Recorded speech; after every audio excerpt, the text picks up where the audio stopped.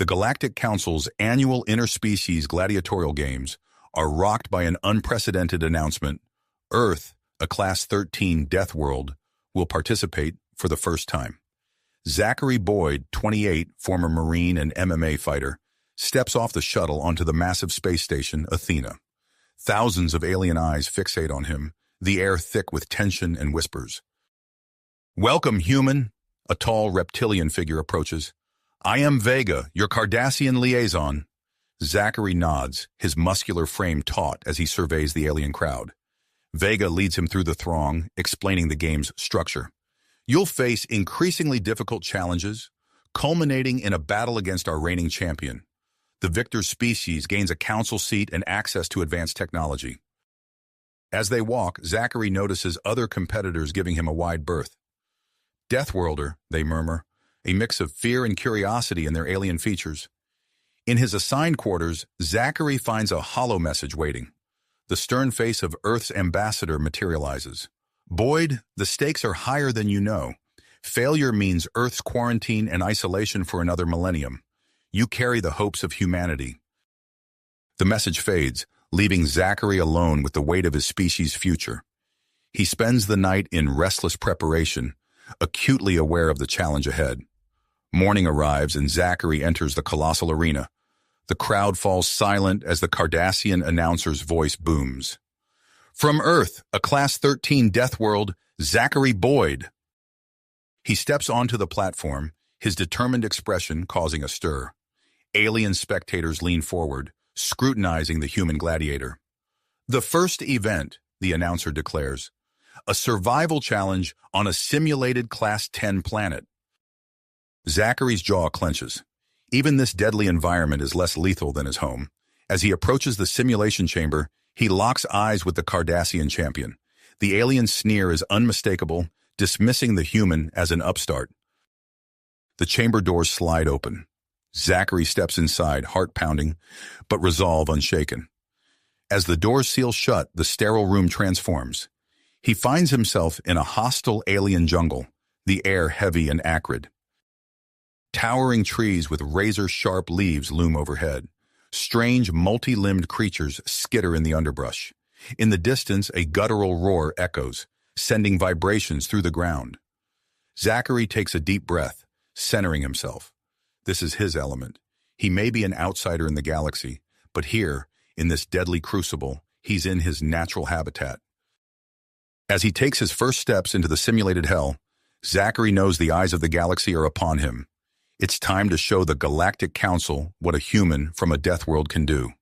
The human Deathworld Gladiator games have begun, and the shockwaves are only starting to ripple through the Galactic Council. Zachary Boyd, Earth's champion, stands ready to defy expectations and fight for humanity's place among the stars. Zachary's eyes adjusted to the dim light filtering through the dense canopy above. The acrid air burned his nostrils as he took in his surroundings. Alien flora surrounded him, their vibrant colors a stark contrast to the deadly nature of this simulated Class 10 planet. A crackling voice filled the air, announcing the first task. "Competitors must reach the designated safe zone within the time limit. Your challenge begins now." Zachary's military instincts kicked in. He scanned the immediate area, mapping out potential routes through the treacherous terrain. The jungle pulsed with life, each rustle and distant screech a potential threat. He began moving, his footsteps calculated and precise. The undergrowth was thick, requiring careful navigation. Suddenly, a flash of movement caught his eye.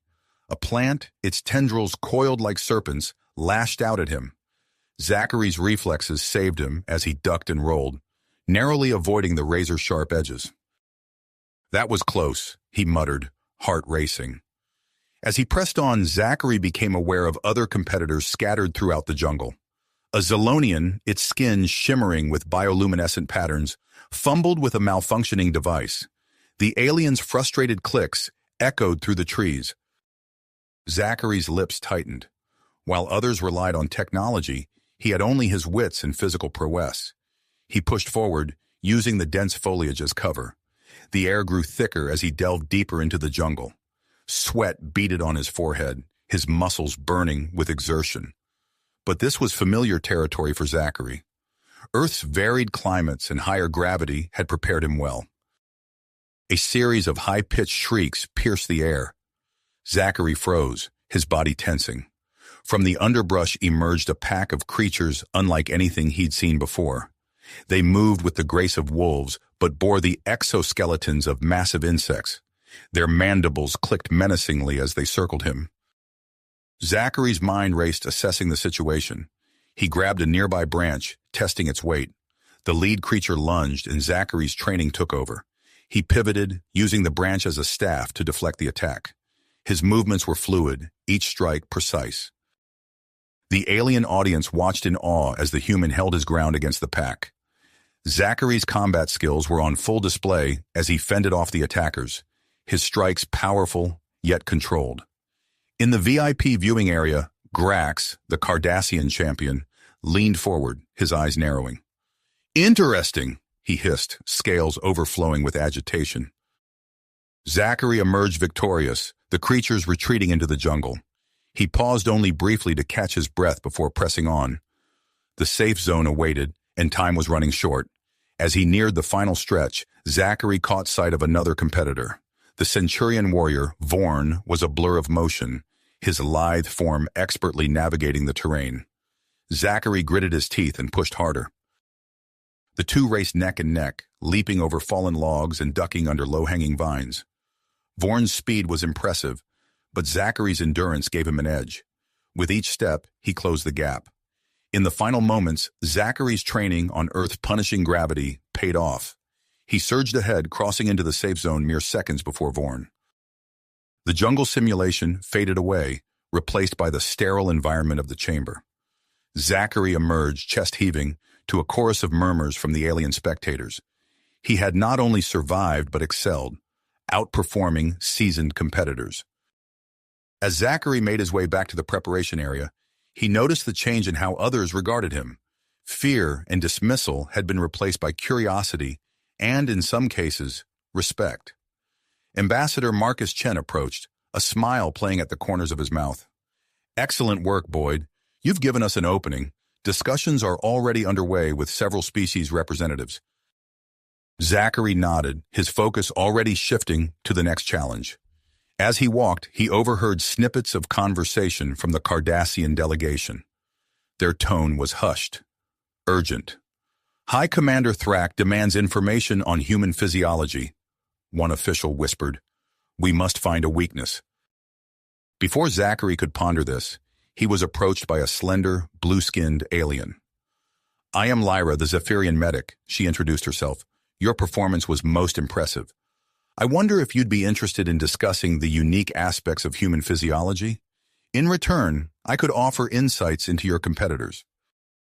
Zachary considered the offer, weighing the potential advantages. Before he could respond, the station's comm system crackled to life. "Attention all competitors. The next phase of the interspecies gladiatorial games will be a zero-gravity combat tournament. Prepare yourselves accordingly." Zachary's brow furrowed. Zero-gravity combat was not something he had trained for. He would need to adapt quickly if he hoped to maintain his edge. As he made his way to the training area, Zachary felt the weight of countless eyes upon him. Allies and rivals alike watched his every move, each trying to gauge the true extent of human capabilities. The human Deathworld Gladiator had made his mark, but the games were not nearly finished. The zero-gravity arena awaited, promising new challenges and heightened stakes for Zachary Boyd and humanity's future in the galactic community. Zachary's mind raced as he processed the announcement of the zero-gravity combat tournament. This was an entirely new challenge, one for which his Earth-based training had not prepared him. He knew he needed to adapt quickly if he hoped to maintain his edge. Without wasting a moment, Zachary made his way to the space station's specialized training facilities. The chamber he entered was a vast spherical room with its gravity field deactivated. As he pushed off from the entrance, he felt his body float weightlessly. His first attempts at maneuvering were clumsy and uncoordinated. Zachary flailed his arms and legs, trying to propel himself in a specific direction, only to find himself spinning uncontrollably. He gritted his teeth, frustrated but determined. Hours passed as Zachary dedicated himself to mastering this new environment. He practiced basic movements, learning to use subtle adjustments to control his trajectory. It was during one of these sessions that he noticed another figure entering the training area. The alien moved with fluid grace, effortlessly navigating the zero-gravity environment. Zachary recognized him as Krell, a Valerian warrior renowned for his mastery of zero-gravity combat. Krell approached Zachary, his iridescent skin shimmering under the chamber's lights. "Human," he called out, his voice a melodious trill. "Your dedication is admirable. Perhaps you would care to spar." Zachary hesitated for a moment, then nodded. "I'd be honored," he replied, positioning himself across from Krell. The Valerian warrior moved first, propelling himself towards Zachary with startling speed. Zachary attempted to dodge, but his movements were too exaggerated. Krell easily outmaneuvered him, tagging Zachary with a light touch that sent him spinning. As they continued to spar, Zachary began to observe Krell's techniques more closely. He noticed how the Valerian used minimal movements, conserving energy and maintaining control. Slowly, Zachary started to incorporate these observations into his own style. Their match drew attention from other competitors and spectators who had gathered to watch. Murmurs of surprise rippled through the crowd as Zachary's movements became more refined and effective. In a sudden burst of inspiration, Zachary combined a zero-gravity maneuver with a grappling technique from his MMA background. He managed to catch Krell off guard, using the Valerian's momentum against him to flip their positions. Krell's multifaceted eyes widened in surprise. "Impressive, human," he said as they disengaged. "You learn quickly." As news of Zachary's progress spread, the atmosphere on the station shifted. Other competitors began to view him with a mix of wariness and respect. The human was no longer seen as a novelty, but as a serious contender. In the Cardassian delegation's quarters, High Commander Thrak paced back and forth, his scales filled with agitation. "We need more information on this human," he hissed to his subordinates. "Dispatch Zarn. Have him infiltrate the human support team. I want to know every detail of Boyd's training regimen and any potential weaknesses." Meanwhile, Ambassador Marcus Chen saw an opportunity to capitalize on Zachary's growing reputation. He organized informal gatherings where Zachary could interact with representatives from various species. During one such gathering, Zachary found himself surrounded by a group of curious aliens. A Zalonian asked, "Is it true that Earth has multiple climate zones?" Zachary nodded, launching into a description of Earth's diverse ecosystems. From scorching deserts to frozen tundras, lush rainforests to vast oceans, Earth has it all.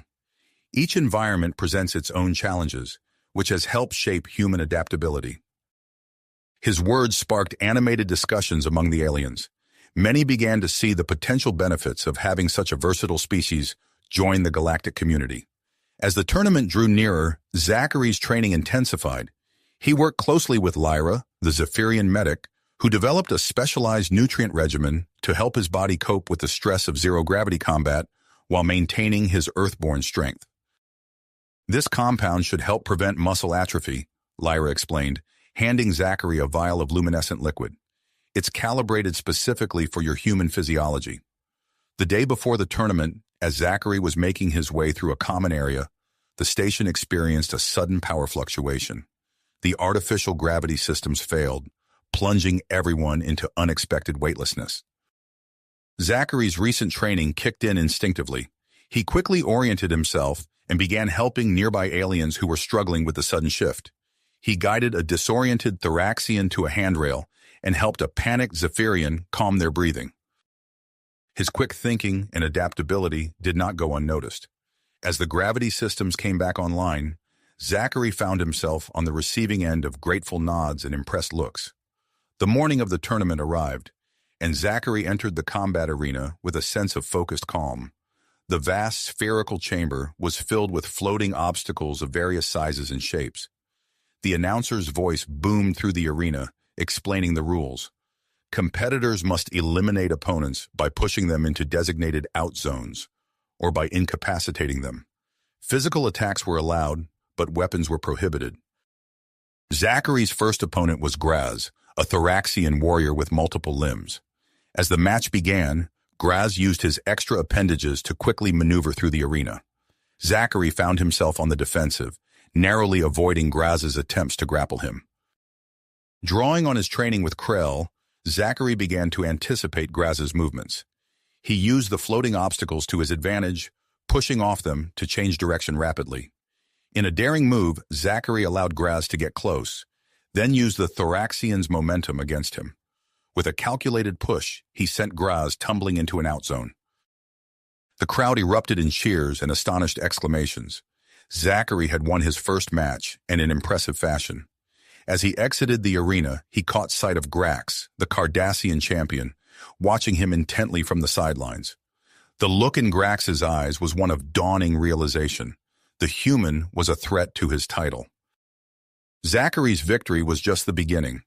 As the tournament progressed, he continued to surprise both competitors and spectators with his unique blend of Earth-based techniques and newly acquired zero-gravity skills. His adaptability proved to be his greatest asset, allowing him to counter a wide variety of alien fighting styles.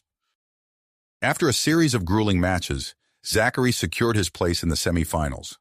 The human's success was sending shockwaves through the Galactic Council. Many members were beginning to reconsider their stance on integrating Deathworld species into the galactic community. As Zachary prepared for his next match, he couldn't help but feel the weight of expectation on his shoulders. He knew that each victory brought humanity one step closer to its place among the stars. With renewed drive, he focused on the challenges that lay ahead, ready to prove that humans were more than capable of holding their own in the cosmic arena. As Zachary exited the zero-gravity chamber, his mind was already racing with strategies for the upcoming semifinals. He knew that each match would bring increasingly formidable opponents, and he needed to push himself even further to maintain his edge. Over the next few days, Zachary's training regimen intensified to a grueling pace. He spent hours each day in the specialized training facilities, refining his newly acquired zero-gravity combat techniques. Under the watchful eye of Dr. Elena Rodriguez, the human team's sports medicine specialist, Zachary pushed his body to its absolute limits.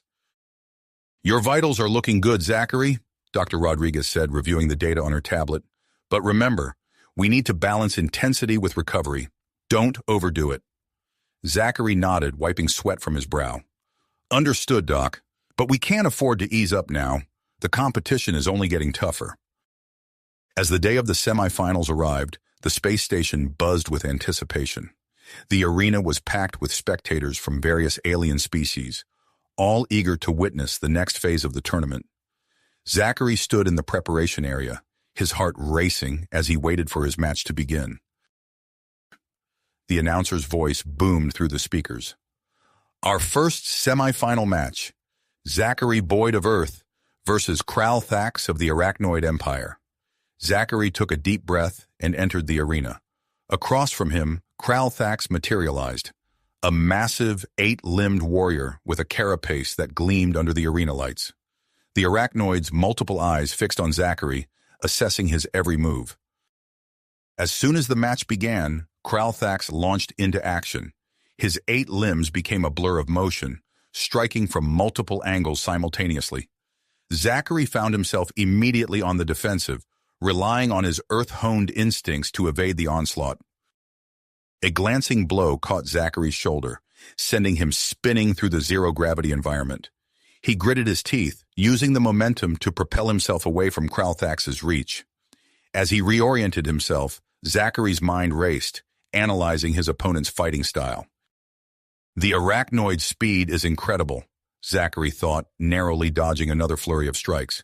"But there's a pattern to his movements. If I can just—" Suddenly, Zachary saw an opening. As Kral Thax launched another attack, Zachary timed his movement perfectly. He grabbed one of the Arachnoid's limbs and used the alien's own momentum to flip their positions. Caught off guard, Kral Thax flailed, his multiple limbs working against him in the zero-gravity environment. Seizing the advantage, Zachary pressed forward.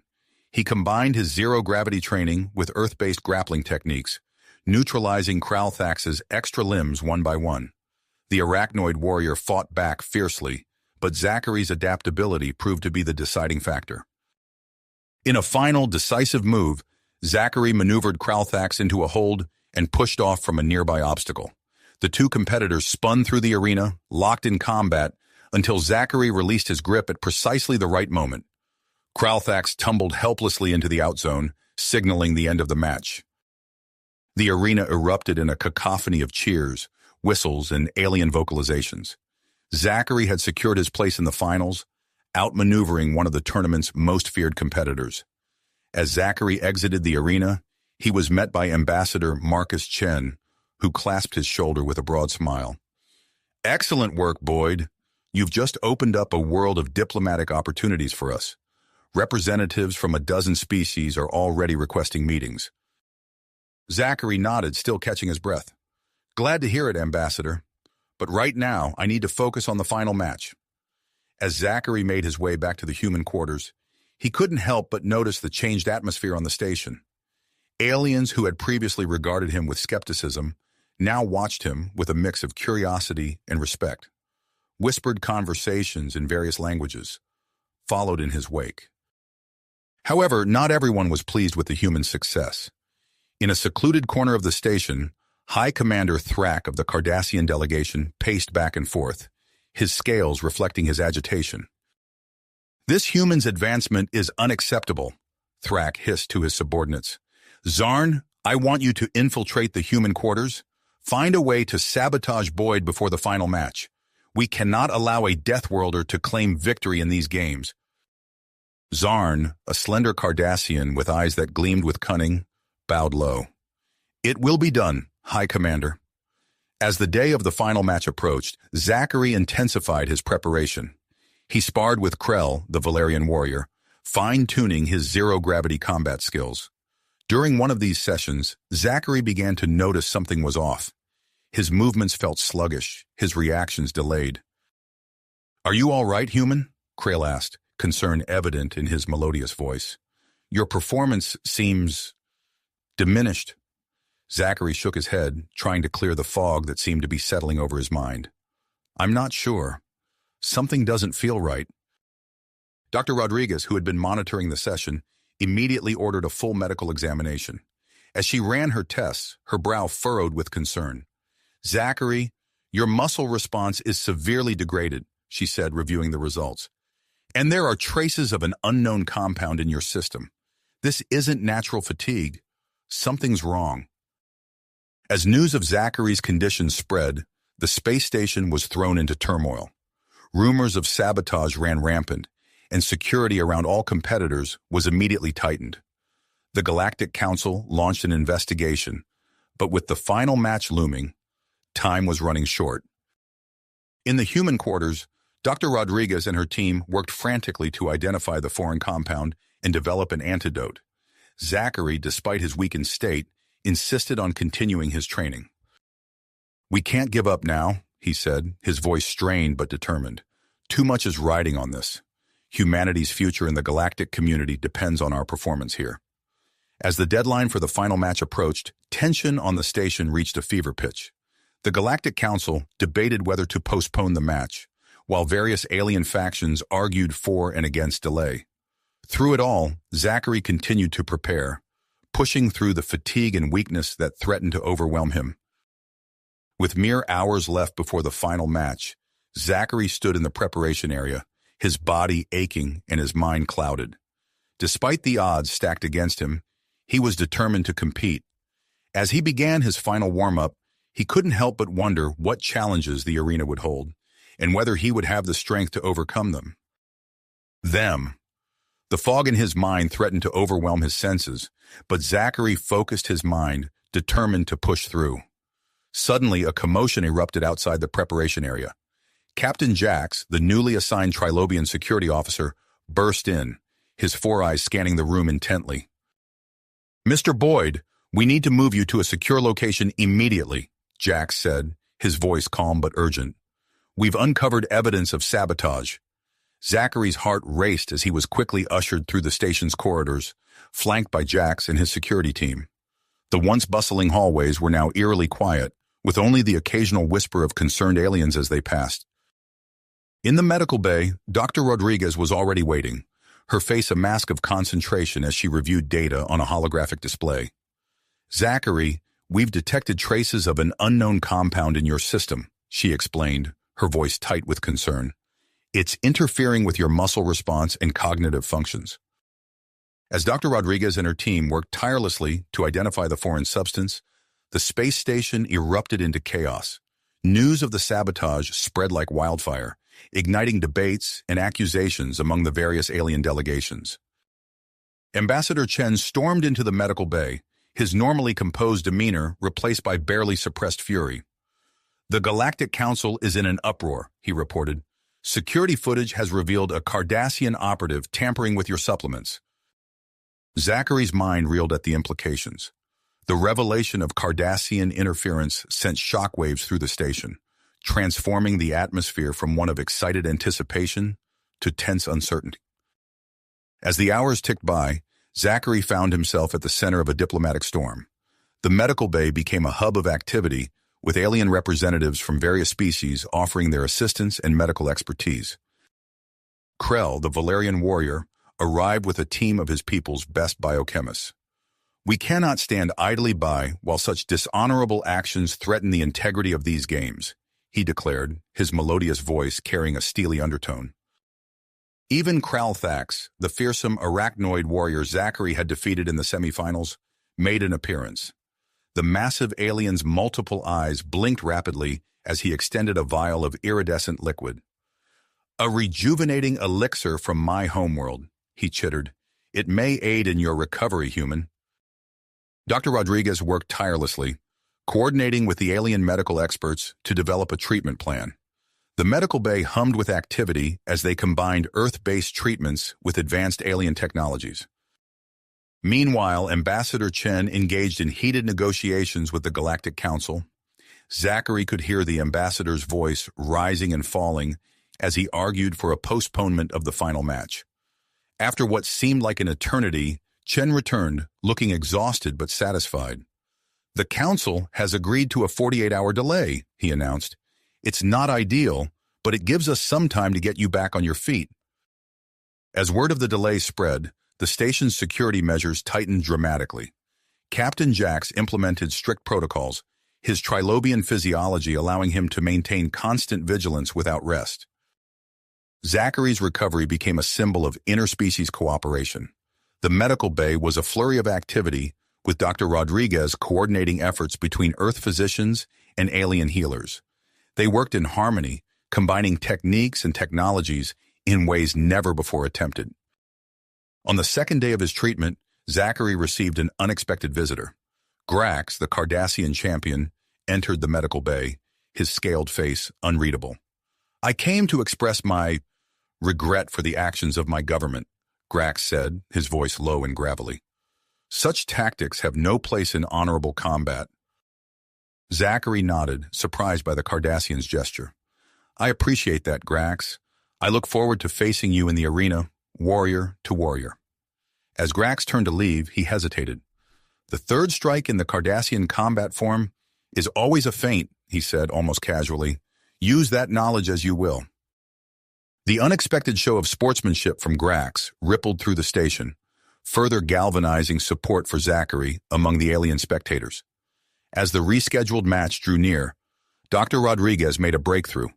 Using a combination of Zephyrian cellular regeneration techniques and a modified version of Lyra's nutrient compound, she developed a treatment that began to rapidly flush the foreign substance from Zachary's system. Zachary felt strength returning to his limbs, the fog in his mind slowly lifting. But as the hours ticked down to the final match, uncertainty lingered. Would he be back to full strength in time? Could he still compete at the level needed to secure humanity's place among the stars? With just hours to go before the match, Zachary insisted on a final training session. Under the watchful eyes of Dr. Rodriguez and Captain Jax, he engaged in light sparring with Krell. As Zachary moved through the zero-gravity environment, he could feel the difference. His reactions were sharper, his movements more fluid. But there was still a slight tremor in his muscles, a hesitation in his reflexes that hadn't been there before. As he finished the session, Zachary met the concerned gazes of his team. The unspoken question hung in the air. Was he ready? Could he face Grax and win, not just for himself, but for the future of humanity and the galactic community?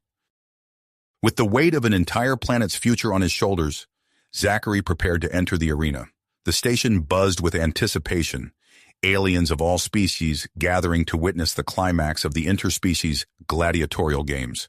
As the countdown to the match began, Zachary took a deep breath, steeling himself for the challenge ahead.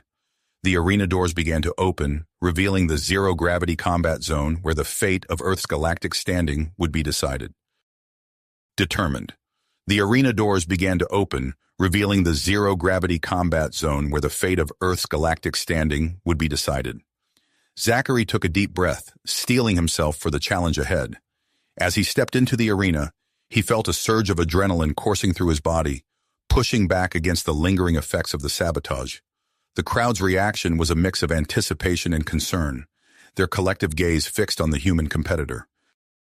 The arena itself had undergone a dramatic transformation. Where once there had been a relatively simple zero-gravity environment, now a complex array of obstacles and hazards filled the space. Rotating platforms spun lazily in the air, while fluctuating magnetic fields created pockets of unpredictable gravity. Holographic barriers flickered in and out of existence, their translucent surfaces adding an extra layer of challenge to the already daunting battlefield. Across the arena, Grax emerged from the opposite entrance. The Cardassian champion's scaled face was a mask of determined focus, his powerful frame coiled with barely held back energy.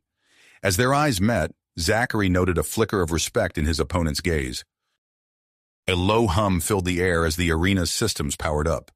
A disembodied voice began the countdown, each number echoing through the cavernous space. 3, 2, 1, begin! Both competitors launched themselves into the zero-gravity environment, their movements fluid and practiced. Zachary, still not at his peak, opted for a cautious approach. He used the arena's obstacles to his advantage, ducking behind a rotating platform to avoid Grax's initial charge. The Cardassian's superior strength and experience in zero-gravity environments quickly became apparent. Grax moved with a grace that belied his size, effortlessly navigating the shifting magnetic fields that sent Zachary tumbling more than once. Remembering his training with Krell, Zachary employed hit-and-run tactics. He darted from cover to cover, launching quick strikes before retreating to safety. It was a strategy born of necessity, allowing him to conserve energy while probing for weaknesses in Grax's defenses. As the match progressed, Zachary felt fatigue creeping in far earlier than usual. His muscles burned with exertion, his reflexes slowing despite his best efforts. In a moment of clarity, he realized he needed to change his approach or risk losing everything. With a quick movement, Zachary reached for the vial Kralthax had given him. The arachnoid stimulant, cleared for use by Dr. Rodriguez, was his ace in the hole. He uncapped the vial and downed its contents in one swift motion. The effect was almost instantaneous. Energy surged through Zachary's body, sharpening his senses and banishing the fog of fatigue. With renewed vigor, he launched himself back into the fray. Grax, unprepared for this sudden resurgence, found himself on the defensive. Zachary's movements became a blur of activity, combining Earth-based fighting techniques with his newly acquired zero-gravity skills, in ways the Cardassian struggled to counter. A well-timed kick sent Grax spinning towards a holographic barrier. The Cardassian recovered quickly, using the barrier's temporary solidity to launch himself back at Zachary. The two competitors grappled in mid-air, their bodies twisting and turning as each sought to gain the upper hand. Zachary managed to break free, using a nearby rotating platform to change direction abruptly. He led Grax on a chaotic chase through the arena, weaving between obstacles and through fluctuating gravity fields. The crowd watched in awe as the human displayed an adaptability and ingenuity that few had expected. However, Grax was far from defeated.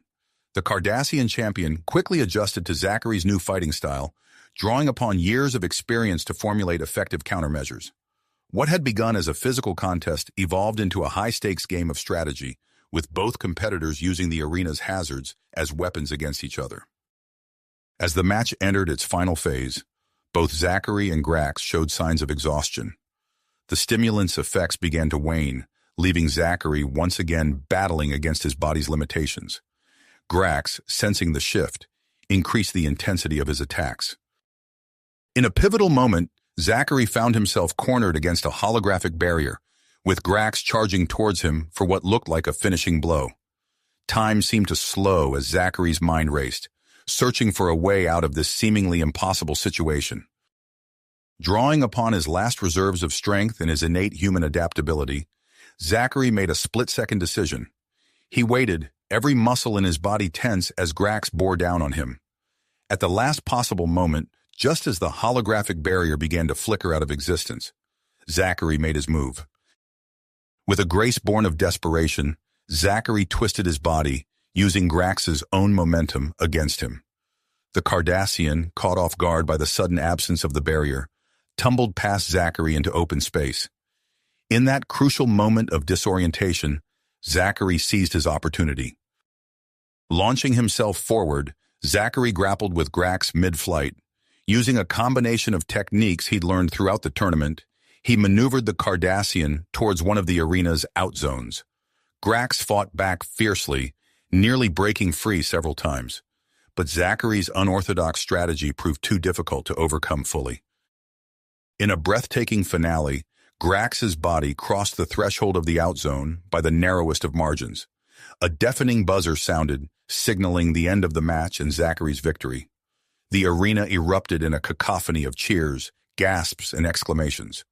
Zachary, exhausted but triumphant, floated in the center of the arena, his chest heaving with exertion. He had done it. Against adversity, he had secured victory for humanity in the interspecies gladiatorial games. As the gravity slowly returned to normal, Zachary felt the weight of his achievement settle upon him. He had overcome sabotage, physical limitations, and one of the galaxy's greatest warriors to claim this victory. As he was guided towards the exit, his mind began to race with the implications of what he had just accomplished. The human delegation waited just beyond the arena doors, their faces a mix of joy, relief, and anticipation.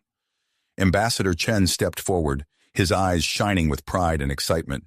"Zachary," he began, his voice thick with emotion, "you've done more than win a game. You've opened doors for humanity that we never thought possible." As Zachary was led away for medical examination and debriefing, he couldn't help but wonder what this victory would mean for Earth's future in the galactic community. The challenges he had faced in the arena were just the beginning. Now, a new chapter was about to unfold, one that would shape the destiny of his entire species. As Zachary was led away for medical examination and debriefing, he couldn't help but wonder what this victory would mean for Earth's future in the galactic community. The challenges he had faced in the arena were just the beginning. Now, a new chapter was about to unfold, one that would shape the destiny of his entire species. Zachary had barely caught his breath when Ambassador Chen burst into the medical bay, his face flushed with excitement and urgency. "Zachary, we've been summoned to an emergency session of the Galactic Council. Your victory has set things in motion faster than we ever anticipated." Dr. Rodriguez looked up from her medical scanner, concern etched on her face. "Ambassador, he needs rest. The strain on his body—" "I'm fine," Zachary interrupted, swinging his legs off the examination table. His muscles protested, but the gravity of the situation pushed him forward. "This is what we came here for. I'll rest when Earth's future is secure." The human delegation moved swiftly through the station's corridors, flanked by Captain Jax and a security detail. Aliens of all species lined their path, a cacophony of reactions rippling through the crowd. Some cheered, tentacles and appendages waving in what Zachary assumed was approval. Others huddled in hushed conversations, their alien features impossible to read.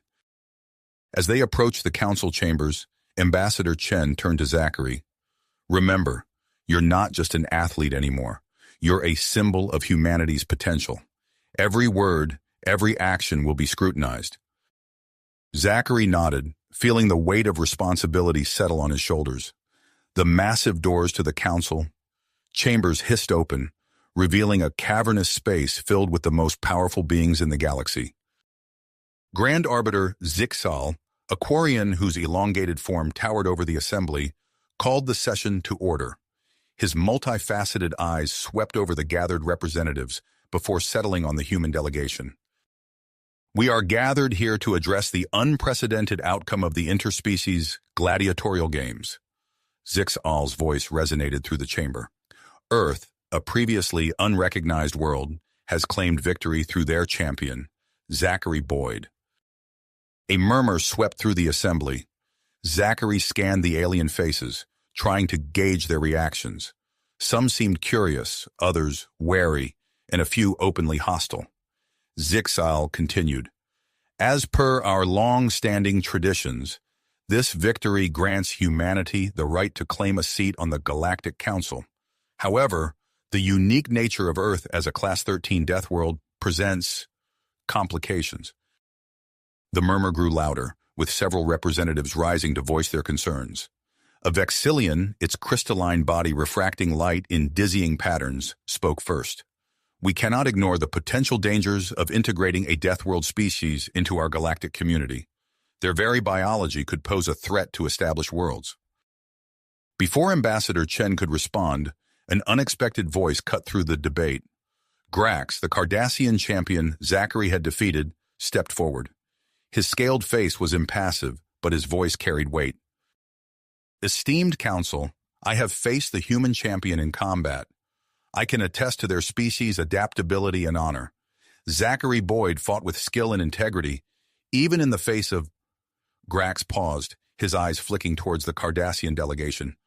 "Unforeseen challenges." A hush fell over the chamber. High Commander Thrak, the head of the Cardassian delegation, shifted uncomfortably in his seat. Zixal's piercing gaze turned to him. "High Commander, perhaps you would care to address these unforeseen challenges?" Thrak stood, his posture rigid. "Grand Arbiter, esteemed Council, I must confess to a grievous error in judgment. In my misguided attempt to maintain Cardassian dominance, I authorized the sabotage attempt against the human champion." The chamber erupted in shocked exclamations. Zachary felt a surge of anger, but Ambassador Chen's steadying hand on his arm kept him in check. Zixal's voice cut through the chaos. "This is a serious breach of our most sacred laws. The Council will deliberate on appropriate sanctions for the Cardassian government." As the political storm raged, the debate shifted to the practical implications of Earth's inclusion. Representatives from various worlds raised concerns about everything from biological contamination to cultural incompatibility. Ambassador Chen seized a moment of relative calm to address the Council. "Esteemed representatives, I understand your concerns, but I ask you to look beyond the challenges and see the opportunities. Humanity's experience in overcoming a hostile environment has bred in us a resourcefulness and adaptability that could benefit the entire galactic community." He gestured to Zachary. "Our champion's performance in the games is just one example of what humanity can achieve. We offer not just our strength, but our diversity of thought, our creativity in problem-solving, and our unwavering spirit of exploration."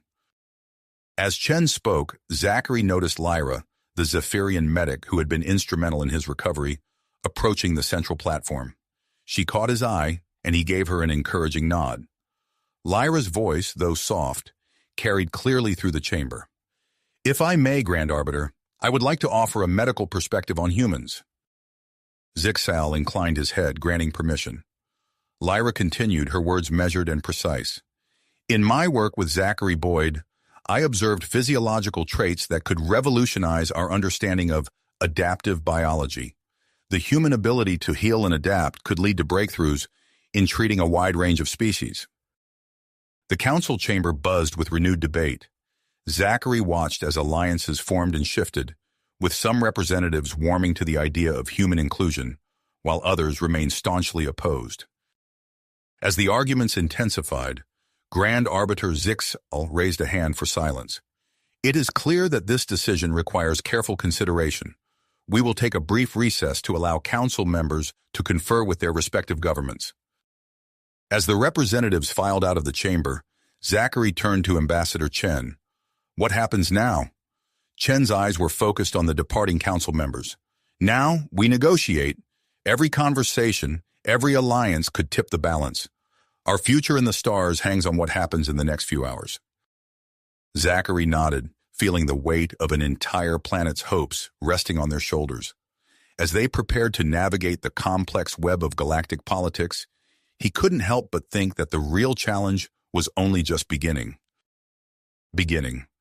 As the human delegation prepared for the next phase of negotiations, the air in the council chamber crackled with anticipation. The recess ended and representatives filed back to their seats. Grand Arbiter Zix-Al's towering form commanded attention as he called the session to order.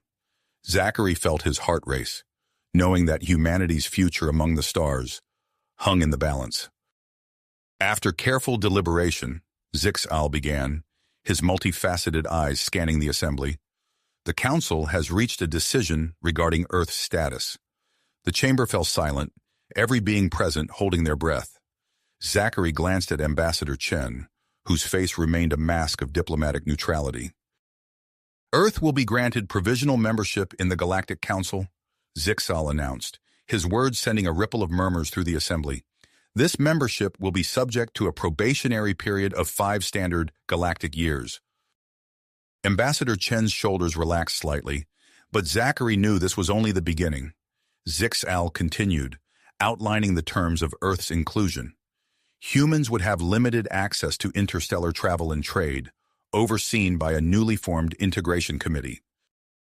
As Zix-Al named the committee members, representatives from the Zephyrians, Valerians, Quarians, Trilobians, and a species called the Nexarians, Zachary noted the mix of familiar and unfamiliar names. The Nexarians, known for their expertise in cultural assimilation, were a new addition to the complex tapestry of galactic politics. He was still learning to navigate. The announcement of Earth's required diplomatic presence on the galactic hub caught Zachary's attention. He watched as Ambassador Chen was formally appointed as Earth's representative, feeling a surge of pride for his mentor. Furthermore, Zix-Al added, his gaze falling on Zachary, in recognition of his role in the gladiatorial games, Zachary Boyd will serve as a special envoy to the hub. Zachary blinked, the weight of this new responsibility settling on his shoulders. He had little time to process this development. As the council chamber erupted into a flurry of activity, representatives from various species approached the human delegation, some offering congratulations, while others sought to establish immediate trade negotiations.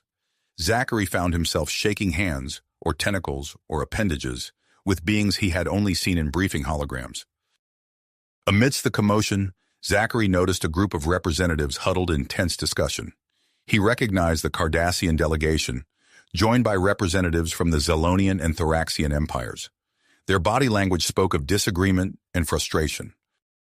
Ambassador Chen appeared at Zachary's side, his voice low. Not everyone is pleased with this outcome. We'll need to tread carefully. As if on cue, High Commander Thrak of the Cardassian delegation approached, flanked by his Zalonian and Thraxian counterparts. Thrak's scaled face was a mask of forced civility. Congratulations on your inclusion, Thrak said, the words sounding more like a threat than a pleasantry. I trust you understand the responsibilities that come with this decision. Before Chen could respond, Zix-Al's voice cut through the chamber once more. In light of concerns raised by certain members, additional safeguards will be implemented. Zachary listened as Zix-Al outlined the establishment of a quarantine zone around Earth's solar system and the installation of advanced monitoring systems. The restrictions seemed excessive, but Chen's slight nod told Zachary this was a necessary compromise. As the session concluded, Zachary found himself swept up in a whirlwind of introductions and briefings. The human delegation was quickly ushered to a series of meetings with representatives from various alien species, each eager to establish formal relations with Earth. In a quiet moment between meetings, Zachary turned to Chen. Ambassador, how do we handle all of this? The opportunities, the threats, the sheer scale of what we're facing? Chen's eyes were tired but determined.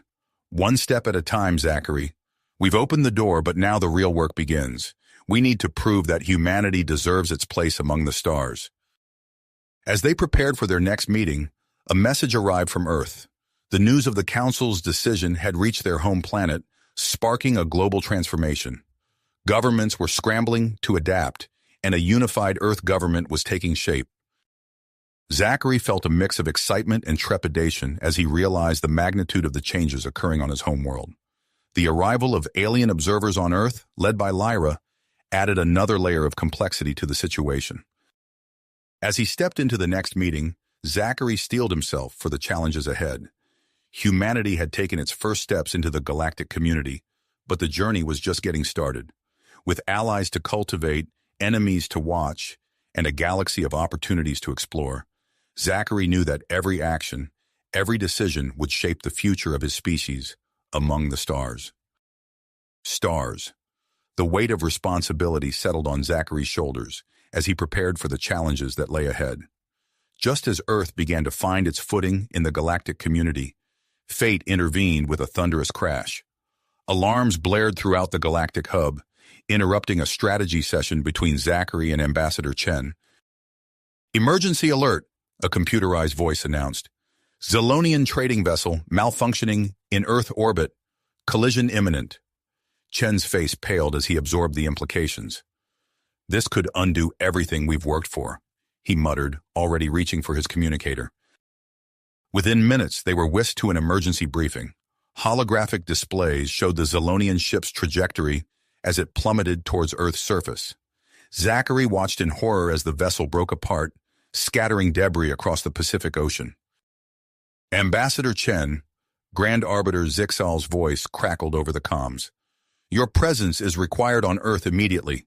This incident demands your full attention." Chen nodded grimly. "Understood, Grand Arbiter. I'm on my way." He turned to Zachary. "You're with me. We need to contain this situation before it spirals out of control." As they boarded a high-speed transport, reports flooded in. The Zolonian ship had been carrying experimental medical technology, including advanced nanobots. The cargo now lay scattered across miles of ocean, its effects on Earth's ecosystem unknown. Upon reaching Earth, they were thrust into chaos. The fledgling unified government struggled to coordinate a response, with various nations clamoring for control. Chen moved swiftly, arranging meetings with key officials and mediating heated arguments. "We can't allow individual countries to handle this," Chen insisted during a tense video conference. "We must present a united front to the galactic community."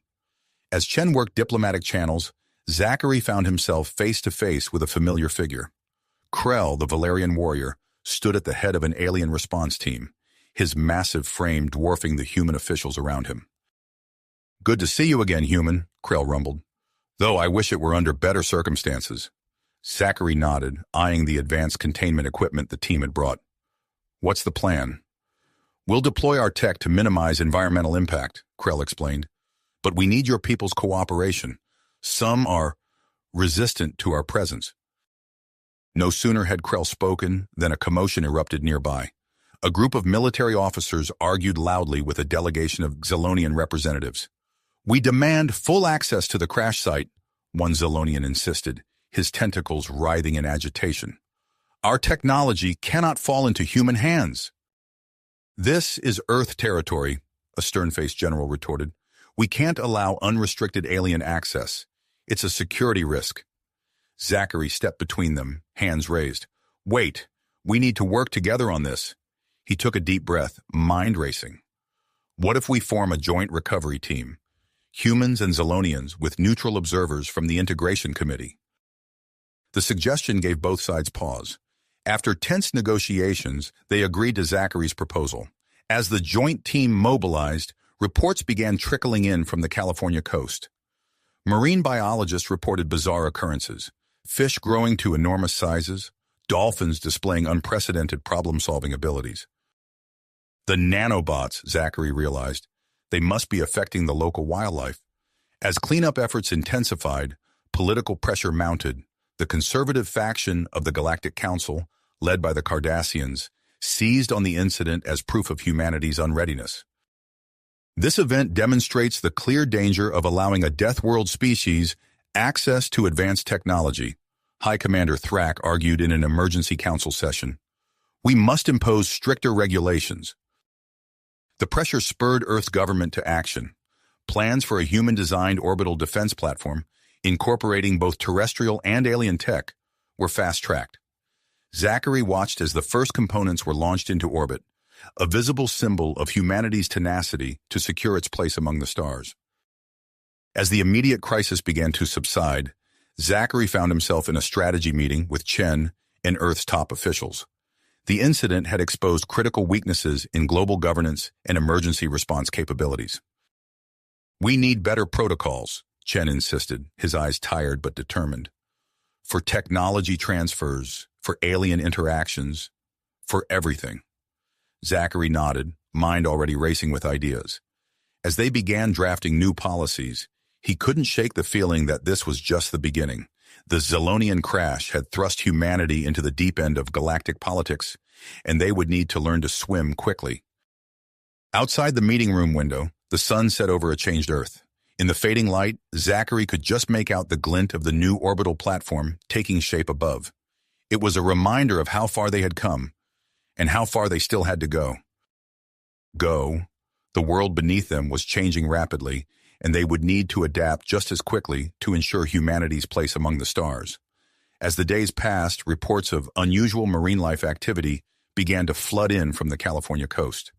What had started as isolated incidents of oversized fish and abnormally intelligent dolphins soon spread to other parts of the world's oceans.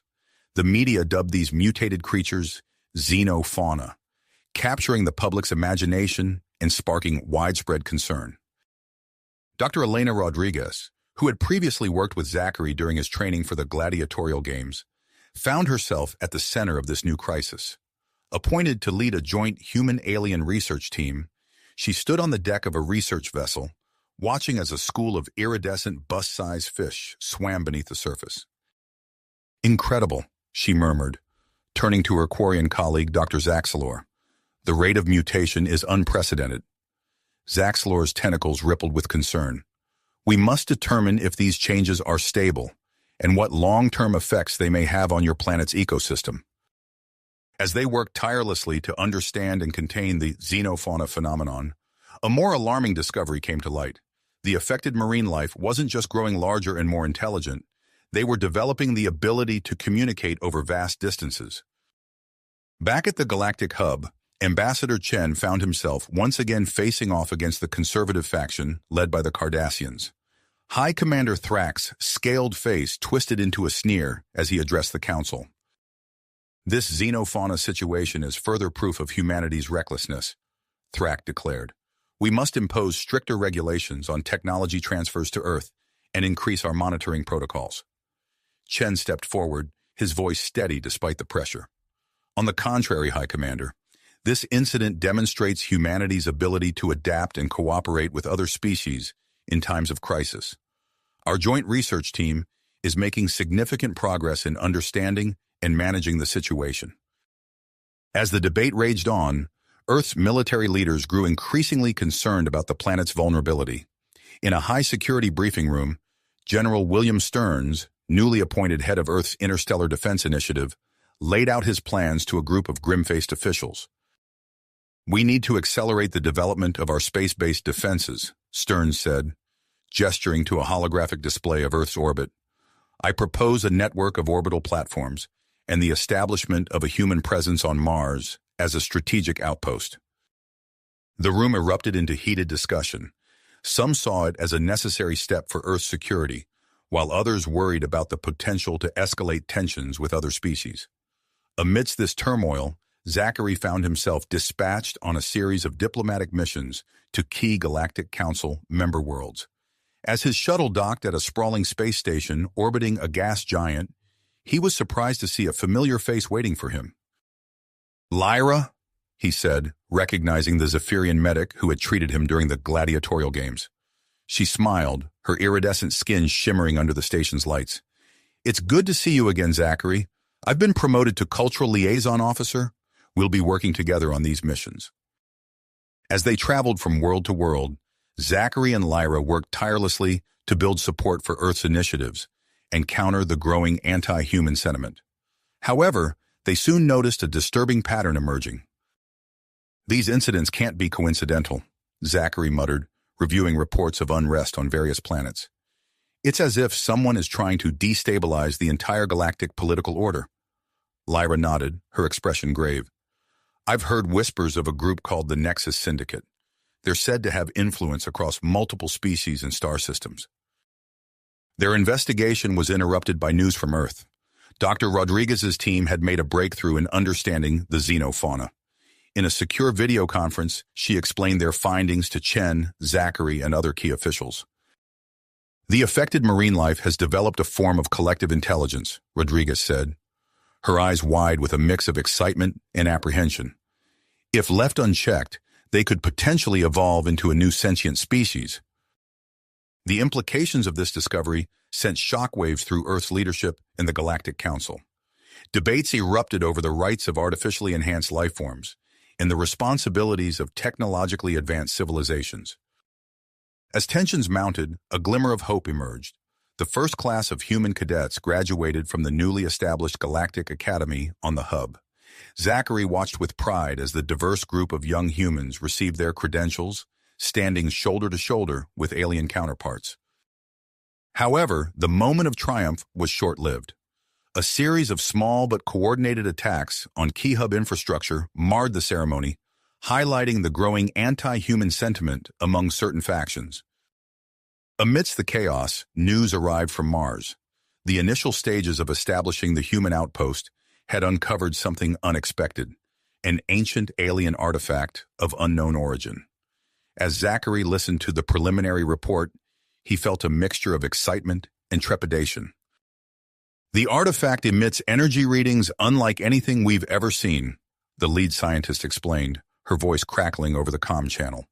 It defies our current scientific understanding. Zachary exchanged a look with Lyra, both realizing the potential impact of this discovery. As news of the artifact spread, they could almost feel the shifting balance of power in the galaxy. Various factions would soon be maneuvering to gain control over this potentially game-changing find. As Zachary prepared for his next mission, he couldn't shake the feeling that humanity was standing on the precipice of something monumental. The xenofauna, the Nexus Syndicate, the Martian artifact, all these threads were weaving together into a tapestry of galactic intrigue that would test humanity's purpose and ingenuity like never before.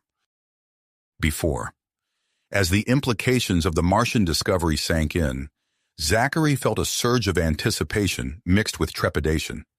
The artifact could be the key to unlocking humanity's future among the stars, or a Pandora's box of unimaginable consequences.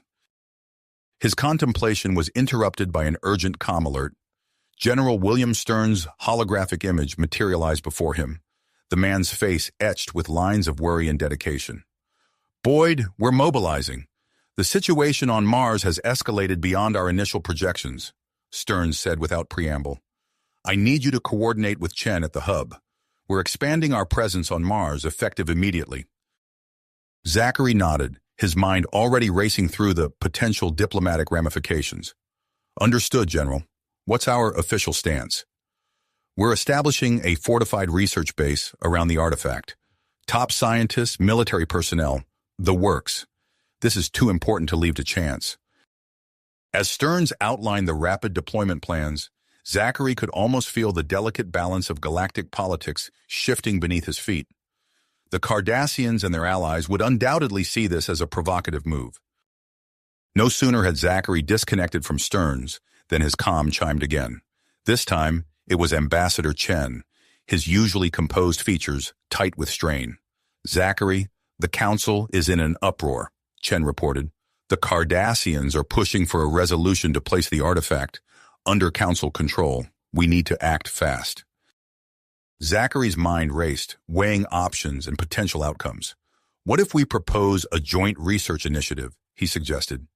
"Invite scientists from various Council species to work alongside our team.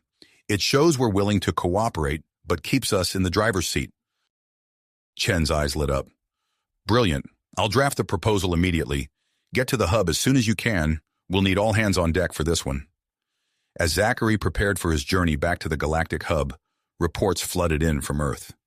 Dr. Elena Rodriguez's face filled his view screen, her expression a mix of awe and concern. "The xenofauna. They're evolving faster than we ever anticipated," she explained, gesturing to complex underwater structures visible behind her. These aren't just mutations anymore.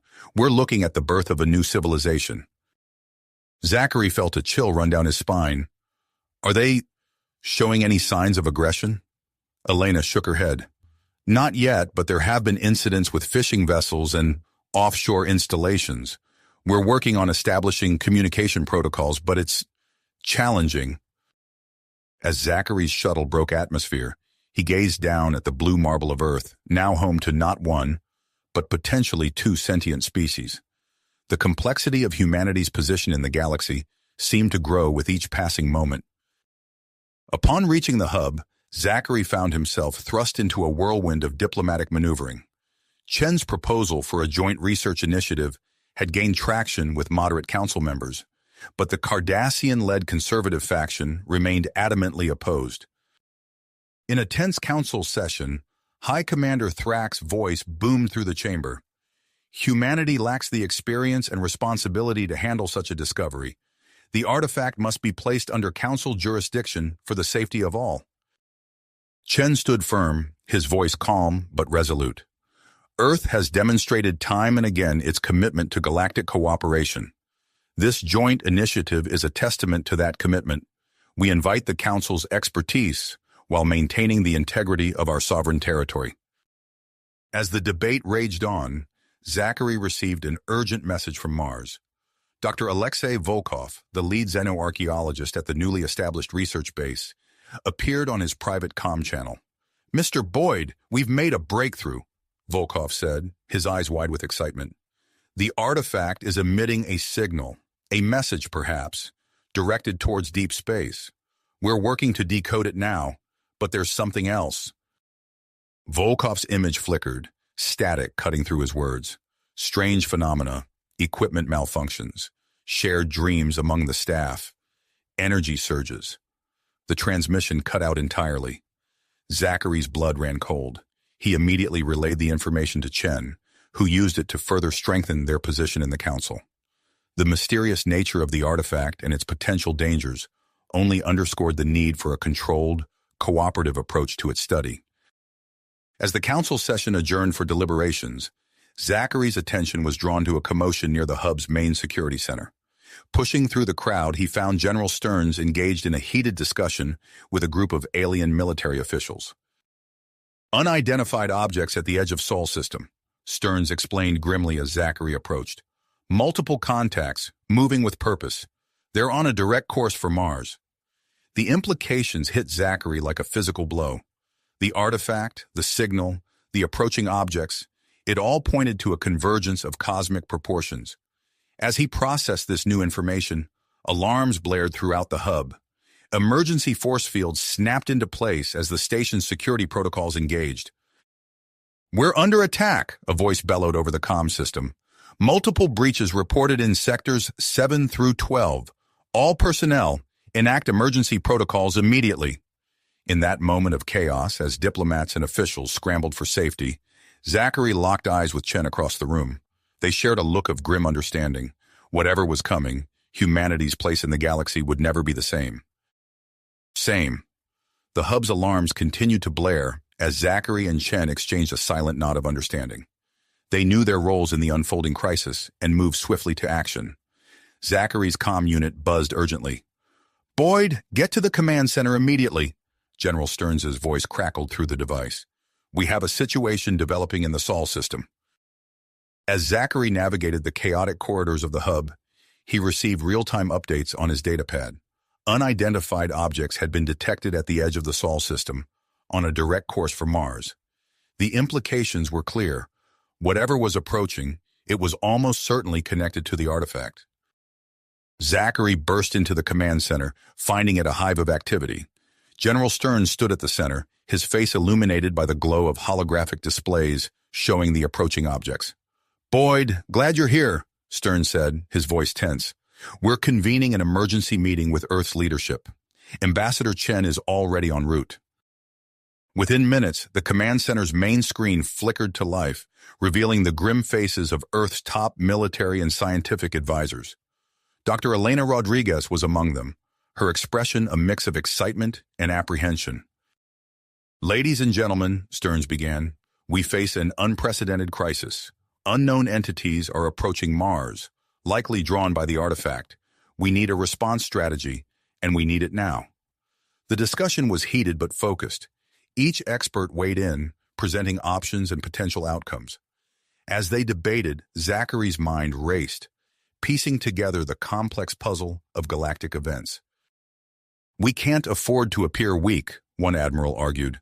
"We should strike first, show these unknowns that Earth is not to be trifled with." "Caution is paramount," countered a seasoned diplomat. "Any aggressive action could be misconstrued, potentially starting an interstellar war we're not prepared for."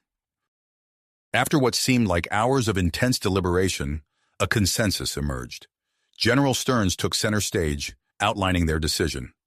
"We're sending the ENS Vigilant to intercept the approaching entities," he announced. "Captain Sarah Hawkins will command the mission. The Vigilant will attempt communication but maintain a defensive posture. Meanwhile, we're increasing our defensive presence around Mars." As the meeting concluded, Dr. Rodriguez spoke up. "There's more," she said, her voice tight with urgency. "The xenofauna situation has escalated dramatically." The screen split, showing live footage from the California coast. Massive, otherworldly structures were rising from the ocean. A bizarre fusion of coral reefs and advanced technology. The structures breached the surface, their alien architecture defying conventional understanding. "These constructs are interfering with shipping lanes and naval operations," Rodriguez explained. "Our attempts at communication have yielded limited results, but it's clear we're witnessing the birth of a new ecosystem, one that blends Earth's marine life with alien biotechnology." The implications were staggering. Earth was now home to two potentially sentient species, and humanity's place on its own planet was suddenly in question. As the gravity of the situation sank in, Ambassador Chen's voice cut through the stunned silence. "We need to reconvene the Galactic Council immediately," he said. "Earth requires support and resources to manage both the Mars artifact situation and this xenofauna emergence." Zachary nodded in agreement, already formulating diplomatic strategies. "I'll coordinate with our allies," he offered. "We'll need all the support we can get." The command center erupted into action. General Stearns began mobilizing the Interstellar Defense Initiative, accelerating the construction of orbital defense platforms and fortifying key locations on Earth, Mars, and the Moon. As Zachary prepared to depart for the Galactic Council, his datapad chimed with an urgent message from Dr. Alexei Volkov on Mars. "The artifact's energy output is increasing," Volkov reported, his voice tinged with a mix of awe and fear. "It's correlating with the approach of the unidentified objects. We think it might be a beacon." Zachary's mind reeled at the implications. Whatever was coming, it had been invited by an ancient force beyond their understanding. Boarding his shuttle for the galactic hub, Zachary gazed out at the stars. The vastness of space seemed to mock humanity's struggles. Yet as he watched Earth recede, he felt a surge of willpower. Humanity had fought its way to the stars, and it would fight to keep its place among them. The shuttle's comms crackled to life. "This is Captain Hawkins of the ENS Vigilant," a steady female voice announced. "We've made contact with the unidentified objects near Jupiter's orbit. They appear to be biomechanical ships." Zachary leaned forward, his heart racing. "Any response to communication attempts?" he asked. "Negative," Hawkins replied. "They're maintaining course for Mars. We're tracking them closely." As the shuttle approached the galactic hub, Zachary could see increased activity around the massive station. Ships from various species darted about, a testament to the growing crisis. Suddenly, alarms blared throughout the shuttle. A massive unknown ship had appeared near the hub, broadcasting a message in an ancient, unknown language. Zachary's datapad lit up with a message from Dr. Volkov. Partial translation complete. "It's a warning about the awakening of an ancient power, possibly connected to the Mars artifact." As Zachary's shuttle docked at the hub, he realized that humanity stood at the crossroads of galactic history. The biomechanical fleet, the evolving xenofauna, the political battles in the Council, the looming threat of the Nexus Syndicate, and now this warning from an ancient alien ship. All these threads were converging into a tapestry of cosmic significance. Stepping onto the hub, Zachary steeled himself for the challenges ahead. The fate of Earth, and perhaps the entire galaxy, hung in the balance. And humanity, for better or worse, was at the center of it all. Humanity's resilience would be tested like never before. As Zachary stepped off his shuttle onto the Galactic hub, the station shuddered. The massive, unknown ship loomed ominously outside, its ancient warning echoing through the corridors. But there was no time to ponder its message. Earth needed action. General Stearns' voice crackled through Zachary's comm unit. "Boyd, we're activating the orbital defense platforms. Get to the command center immediately." Zachary sprinted through the crowded hallways, dodging panicked diplomats and military personnel. He burst into the command center, finding it a hive of activity. Holographic displays showed the biomechanical fleet's inexorable approach to Mars. "Status report," Zachary demanded, falling into step beside Stearns. The general's face was grim. "The ENS Vigilant is taking up defensive position near Mars. Captain Hawkins is ready to engage if necessary." On the main screen, a brilliant flash erupted from Earth's orbit. The newly completed defense platforms came online, their energy signatures forming a protective net around the planet. "By God, they work," Stearns breathed, a hint of pride in his voice. Zachary's attention was drawn to another display, showing a transmission from Dr. Volkov on Mars. The scientist's face was flushed with excitement. "We've cracked it," Volkov exclaimed. "The artifact isn't just a beacon. It's a key to a galaxy-wide network of similar devices. We believe the biomechanical fleet is after control of this network." Before Zachary could process this revelation, an urgent message from Earth cut through the chatter. Dr. Elena Rodriguez appeared on screen, her lab coat stained and hair disheveled. "The xenofauna structures are expanding inland," she reported, gesturing to chaotic scenes behind her. "We've identified a central node coordinating their activities. If we can neutralize it, we might halt their advance." Zachary's mind raced, piecing together the complex puzzle of threats facing humanity. He turned to Stearns. "We need a multi-pronged approach. Defend Mars, contain the xenofauna, and secure our position in the galactic community." As if on cue, Ambassador Chen entered the command center. "I've secured support from our allies," he announced.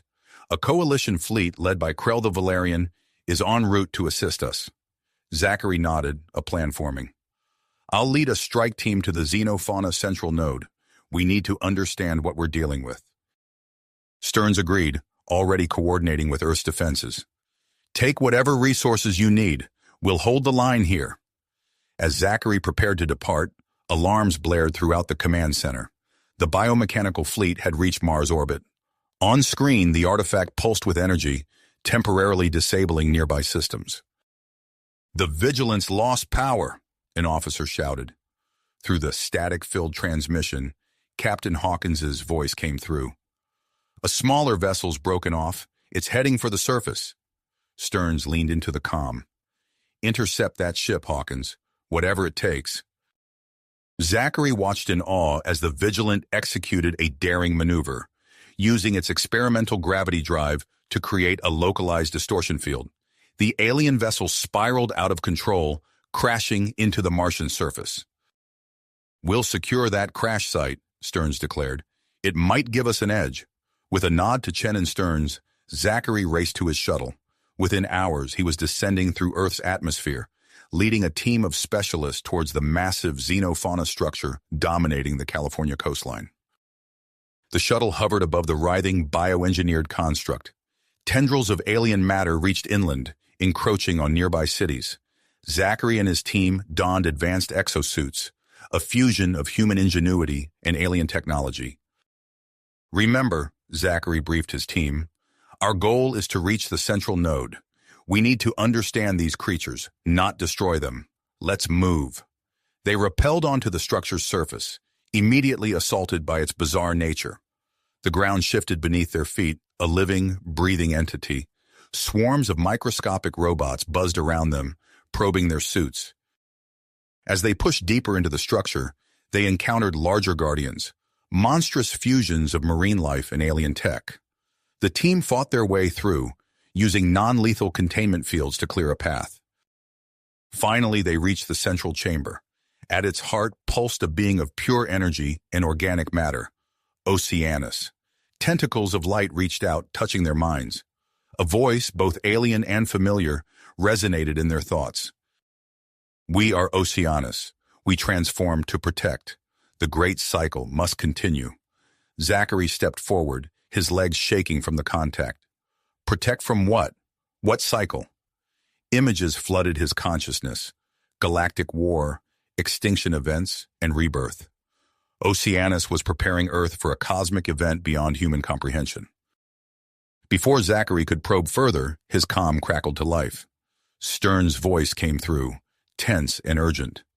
Boyd, we've got a situation. The Nexus Syndicate has entered the system. A stealth ship is heading your way. Whatever you're going to do with that xenofauna, do it fast. We can't fight on all fronts for long. Zachary looked at Oceanus, then back at his team. The fate of Earth hung in the balance, and the next move was theirs. The fate of Earth hung in the balance, and the next move was crucial. Zachary locked eyes with Oceanus, its luminous form pulsing with otherworldly energy. He opened his mouth to speak, but before he could utter a word, the ground beneath them trembled. The xenofauna structure shuddered, its living walls contracting and expanding in rapid succession. Incoming! Shouted one of Zachary's team members, pointing to the sky. Through a gap in the organic ceiling, they saw a sleek, dark ship descending rapidly. Its surface seemed to shimmer and warp, bending light around it, a clear sign of advanced cloaking technology. Nexus Syndicate, Zachary muttered, his mind racing. He turned back to Oceanus, gesturing urgently. We need your help. Earth is in danger. The being's tendrils of light intensified, probing deeper into Zachary's consciousness. Images flashed through his mind. The Martian artifact, the biomechanical fleet, Earth's defenses. Oceanus was processing the information at an incredible speed. Suddenly, Zachary's comm crackled to life. Boyd! General Stern's voice cut through the static. We've got a plan. Volkov's found a way to use the Mars artifact against the biomechanical fleet. We need you to convince that xenofauna intelligence to amplify a transmission from Earth. Zachary nodded, even though Stearns couldn't see him. Understood, General. We're working on it. He turned to his team. Secure the perimeter. We can't let the Syndicate interfere. As his team moved to defensive positions, Zachary focused on Oceanus. He recalled his experiences in the gladiatorial games, where he'd learned to communicate with alien species through a combination of gestures and vocalizations. Oceanus, he began, his voice steady despite the chaos around them. Earth needs your assistance. The cycle you're preparing for? It's happening now. The being's light pulsed in response. Zachary felt a wave of curiosity and concern wash over him. We can work together, he continued, making sweeping motions with his arms to indicate unity. Your structures, your technology, they can help protect Earth, help us broadcast a signal to stop the invaders. As Zachary negotiated with Oceanus, the sound of weapons fire erupted outside. The Nexus Syndicate operatives had breached the outer defenses and were fighting their way towards the central chamber. Meanwhile, in Mars orbit, the ENS Vigilant engaged in a fierce battle against the biomechanical fleet. Captain Sarah Hawkins's voice crackled over the comms, her tone tense but determined. This is Hawkins. We're holding our own, but we're outnumbered. Whatever you're planning, make it fast. On the Martian surface, Dr. Alexei Volkov and his team worked feverishly to modulate the artifact's energy output. The protective field around their base flickered and pulsed, repelling waves of smaller biomechanical craft attempting to land. Almost there, Volkov muttered, his fingers flying over holographic controls. Just need to find the right frequency. Back on Earth, Zachary felt a shift in Oceanus's demeanor. The being's light tendrils retracted slightly, then expanded outward, encompassing the entire chamber. You understand? Zachary asked, hope rising in his chest. In response, the xenofauna structure began to change. The walls thinned and reshaped, forming intricate patterns that Zachary recognized as communication arrays. General Stearns, Zachary called into his comm. Oceanus is on board. The xenofauna is reconfiguring to amplify our transmission. Are we ready? Stand by, Stearns replied. Volkov's team is making final adjustments. Suddenly, the chamber shook violently. A section of the wall burst inward, revealing a team of black-clad figures. At their head stood a tall, imposing individual whose face was obscured by an advanced helmet. The Architect, one of Zachary's team members gasped. The Nexus Syndicate operatives poured into the chamber, weapons raised. The Architect stepped forward, their voice distorted by their helmet. Step away from the entity, they commanded. The xenofauna belongs to the Syndicate now.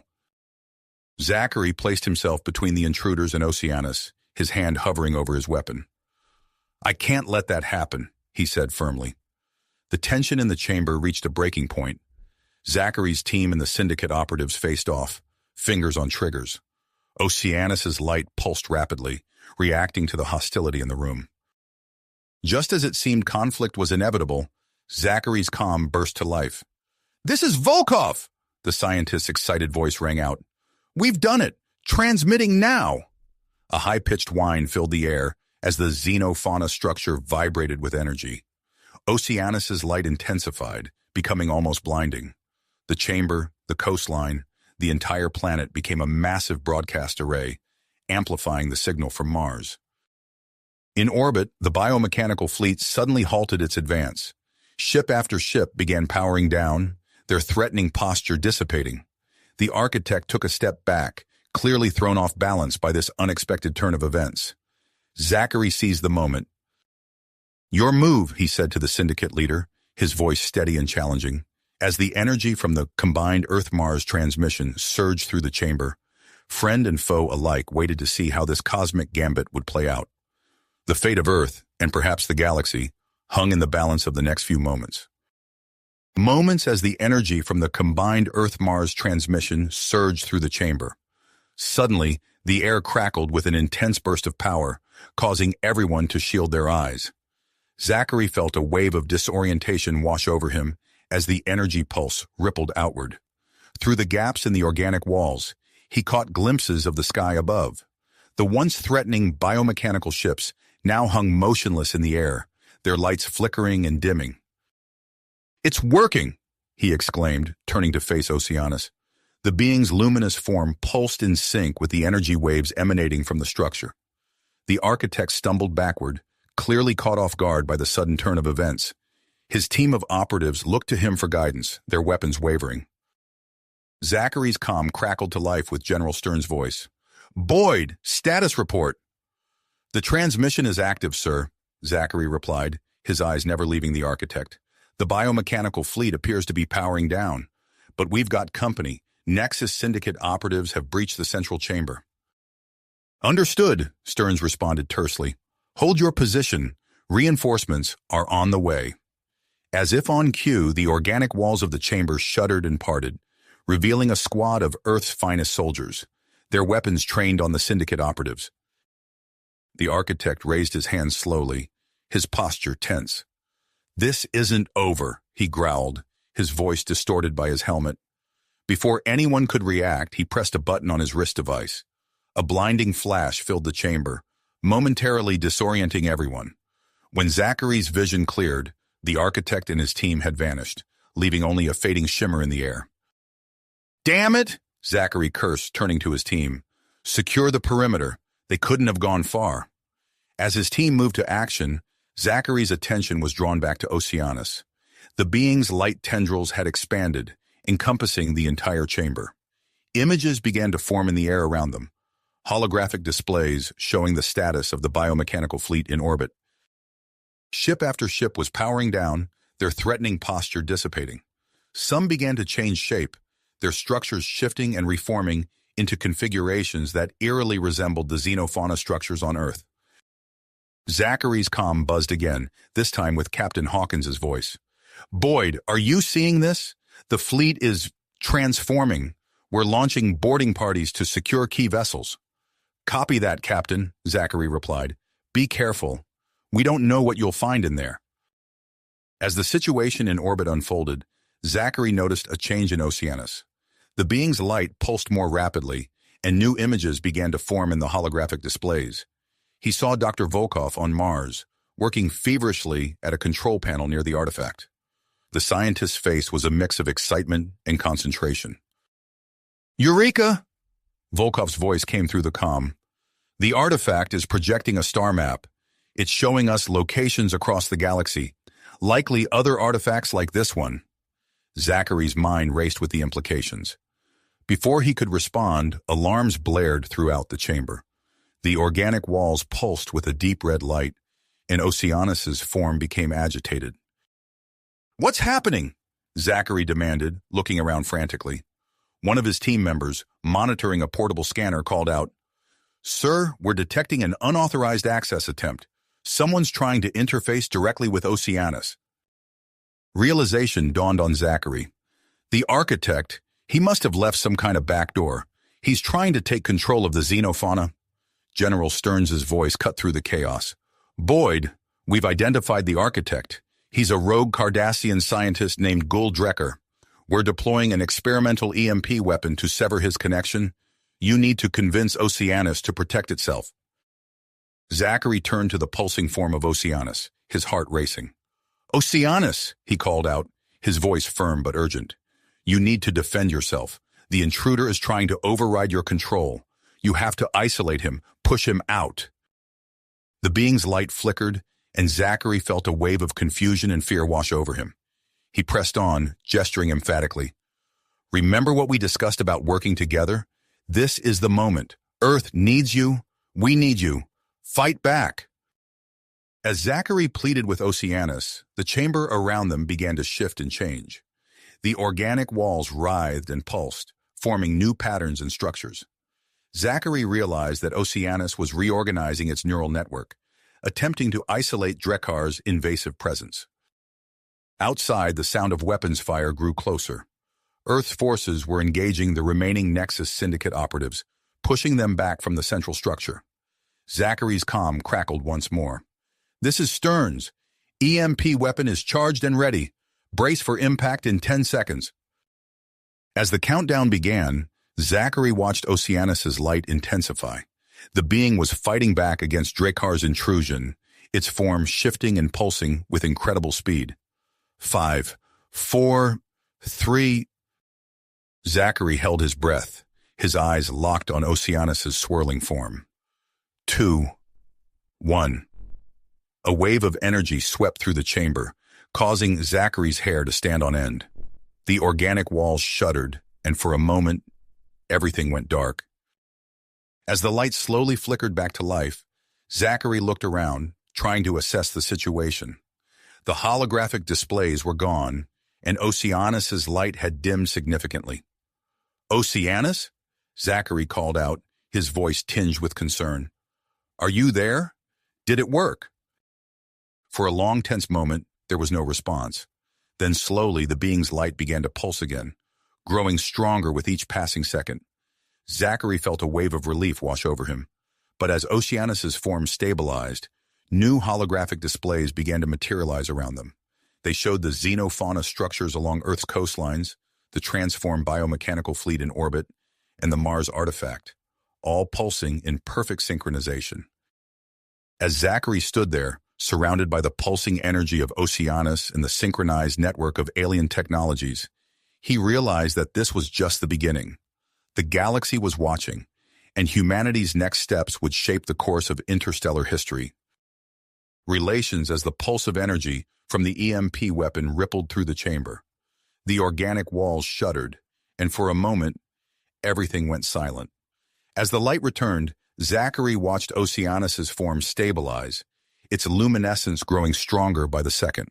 The holographic displays flickered back to life, showing the synchronized pulsing of the xenofauna structures, the transformed fleet, and the Mars artifact. Suddenly, a commotion erupted outside the chamber. Zachary turned to see Earth soldiers dragging in the limp form of a Cardassian male, his elaborate helmet now removed to reveal a lined gray face. "Sir, we've captured the architect," one of the soldiers reported. "He collapsed when the EMP hit." Zachary's eyes widened in recognition. "Gul Drekkar," he muttered, recalling General Stern's earlier message. Before he could process this development further, Oceanus's light pulsed urgently. The organic walls of the chamber began to shift and flow, extending tendrils that snaked through the corridors. Zachary watched in amazement as the bioengineered matter surged forward, enveloping the remaining Nexus Syndicate operatives. Oceanus is helping us contain the threat, Zachary realized aloud, turning to his team. Assist in securing the prisoners. We need them alive for questioning. As his team moved to action, Zachary's comm crackled with multiple incoming transmissions. He quickly sorted through them, piecing together the rapidly evolving situation. Dr. Volkov's excited voice came through first. Boyd, the star map is stabilizing. We're identifying distinct locations, 7 of them. Each one could house an artifact similar to ours. Before Zachary could respond, Captain Hawkins cut in. This is the Vigilant. We've begun boarding the deactivated ships. You won't believe what we're finding in here. The technology is beyond anything we've seen before. General Stearns' authoritative tone followed. Listen up, people. We're establishing a new research facility on Luna, codename Project Prometheus. Hawkins, I want all salvage tech and data cores sent there immediately. As Zachary absorbed this flood of information, he noticed Oceanus's light pulsing in a new pattern.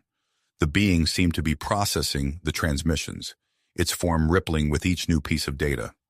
Oceanus, Zachary addressed the entity, can you help us understand what we're dealing with? These artifacts, the biomechanical ships, are they connected? In response, the holographic displays shifted, showing intricate schematics of the deactivated fleet. Zachary gasped as he saw the ship's inner workings, revealing a fusion of organic and mechanical components, eerily similar to the xenofauna structures. General, Zachary called into his comm, Oceanus is providing us with detailed information on the fleet's technology. It's incredible. The ships are like a more advanced version of the xenofauna. Excellent work, Boyd, Stearns replied. I'm dispatching Dr. Rodriguez to your location. Her expertise in genetic manipulation might help us interface more effectively with the xenofauna. As if on cue, the organic walls parted to reveal Dr. Elena Rodriguez, her eyes wide with wonder as she took in the transformed chamber. Dr. Rodriguez, Zachary greeted her. Welcome to the heart of our new defense system. Elena nodded, already moving towards a pulsing section of the wall. This is extraordinary, she breathed, running her hand along the surface. The genetic structure is unlike anything I've ever seen. With some modifications to my interface design, we might be able to establish limited human control over these structures. As Elena set to work, Zachary turned his attention back to the captured Ghoul Drekker. The Cardassian scientist was beginning to stir, his eyes fluttering open. Secure him for transport, Zachary ordered the nearby soldiers. General Stearns will want to question him personally. Drekkar's eyes suddenly locked onto Zachary's, a mix of anger and grudging respect in his gaze. You have no idea what you've stumbled into, human, he croaked. The artifacts, the xenofauna, they're part of something far greater than you can imagine. Zachary leaned in close, his voice low and firm. Then I suggest you start imagining how cooperative you're going to be during questioning. Ghoul Drekker. The future of Earth may depend on it. As the Cardassian was led away, Zachary's comm buzzed once more. This time, it was Ambassador Chen, his voice tense with diplomatic strain. Boyd, I hope you're aware of the stir you're causing up here at the Galactic Hub, Chen said. Every council member is demanding answers about Earth's newfound control over the artifact and xenofauna technology. I'm doing my best to assuage their fears, but we need a plan. Zachary glanced at Oceanus, whose light now pulsed steadily, in harmony with the transformed chamber. Tell them we're proposing a joint oversight committee, he replied, an idea forming. We'll work with the council to ensure responsible use of these technologies. As Chen acknowledged the suggestion, Zachary felt a sudden shift in the chamber's energy. The holographic displays flickered, showing a new image, a derelict space station, hidden in the depths of the Kuiper Belt. General Stearns, Zachary called urgently, we've got another situation. Oceanus has detected an unknown structure in our outer solar system. It looks ancient. Stearns' reply was immediate and decisive. I'm redirecting the Coalition fleet to investigate. Boyd, I want you and Dr. Rodriguez to prepare for possible off-world deployment. Whatever's out there, it might be connected to all of this. As Zachary absorbed this new development, he realized that Earth stood at the precipice of a new era. With alien technology at their fingertips and ancient mysteries waiting to be unraveled, humanity was poised to take its first real steps into the galactic community. But as he looked at the captured Guldracker and thought of the Nexus Syndicate's far-reaching influence, Zachary knew that this journey into the stars would be fraught with danger. The balance of power was shifting, and Earth would need all its newfound strength to navigate the challenges ahead. With a deep breath, Zachary turned to Dr. Rodriguez and his team. "All right, people," he said, his voice steady with grit. "Let's get to work. We've got a galaxy to explore." Explore. The future of humanity in the stars was unfolding before their eyes, and they were at the forefront of this monumental shift. As the team prepared for their next steps, Ambassador Chen's voice crackled through Zachary's comm. "Boyd, we've got a situation up here at the Galactic Hub. The Cardassians are making moves, and it's not looking good for Earth." Zachary frowned, exchanging a glance with Dr. Rodriguez. "What's happening, Ambassador?" Chen's voice was tense as he explained. "The Cardassian delegation is launching a series of diplomatic maneuvers. They're trying to restrict our access to key resources and technologies we need for deep space exploration. It seems they're still bitter about their defeat and Guldrecker's exposure." Zachary's mind raced, considering the implications. "What's our play, Chen?" "I've got a plan," Chen replied, his voice taking on a determined edge. "We're going to outmaneuver them. I'm proposing technology exchange programs with several mid-tier galactic civilizations. We'll offer limited access to xenofauna biotechnology in exchange for advanced propulsion and navigation systems." As Chen outlined his strategy, Dr. Volkov burst into the chamber, his eyes wide with excitement. "Zachary, we've done it! We've deciphered the artifact's star map!" Zachary held up a hand, signaling Volkov to wait as he finished his conversation with Chen. "Sounds like a solid plan, Ambassador. Keep us updated on how it unfolds." Turning to Volkov, Zachary asked, "What have you found, Doctor?" Volkov's words tumbled out in a rush of enthusiasm. "We've identified the closest artifact location. It's in a remote star system on the fringes of Zephyrian space. This could be our first real opportunity to explore beyond our solar system." Before Zachary could respond, General Stern's voice cut through on the comm. "Boyd, Volkov, I want you both in the command center immediately. We're fast-tracking the launch of our first Starseed expedition." As they made their way to the command center, Zachary's mind whirled with the rapid developments.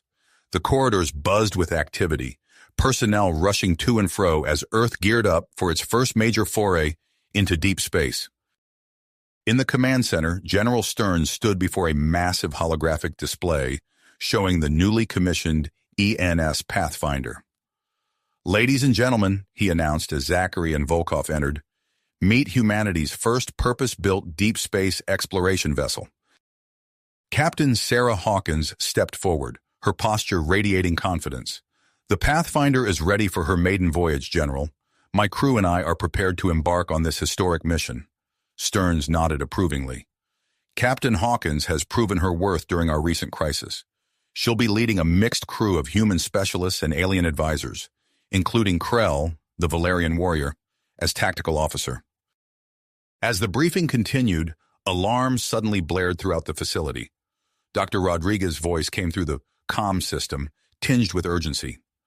"General, we have a situation. The xenofauna structures are showing signs of instability. We're seeing rapid, uncontrolled growth in several coastal regions." Stern's expression hardened.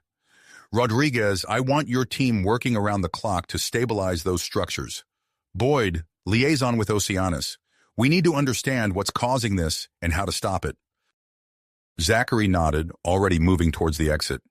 As he left, he heard Stearns continuing to issue orders, preparing Earth for the challenges that lay ahead. In the following days, Earth became a hive of activity.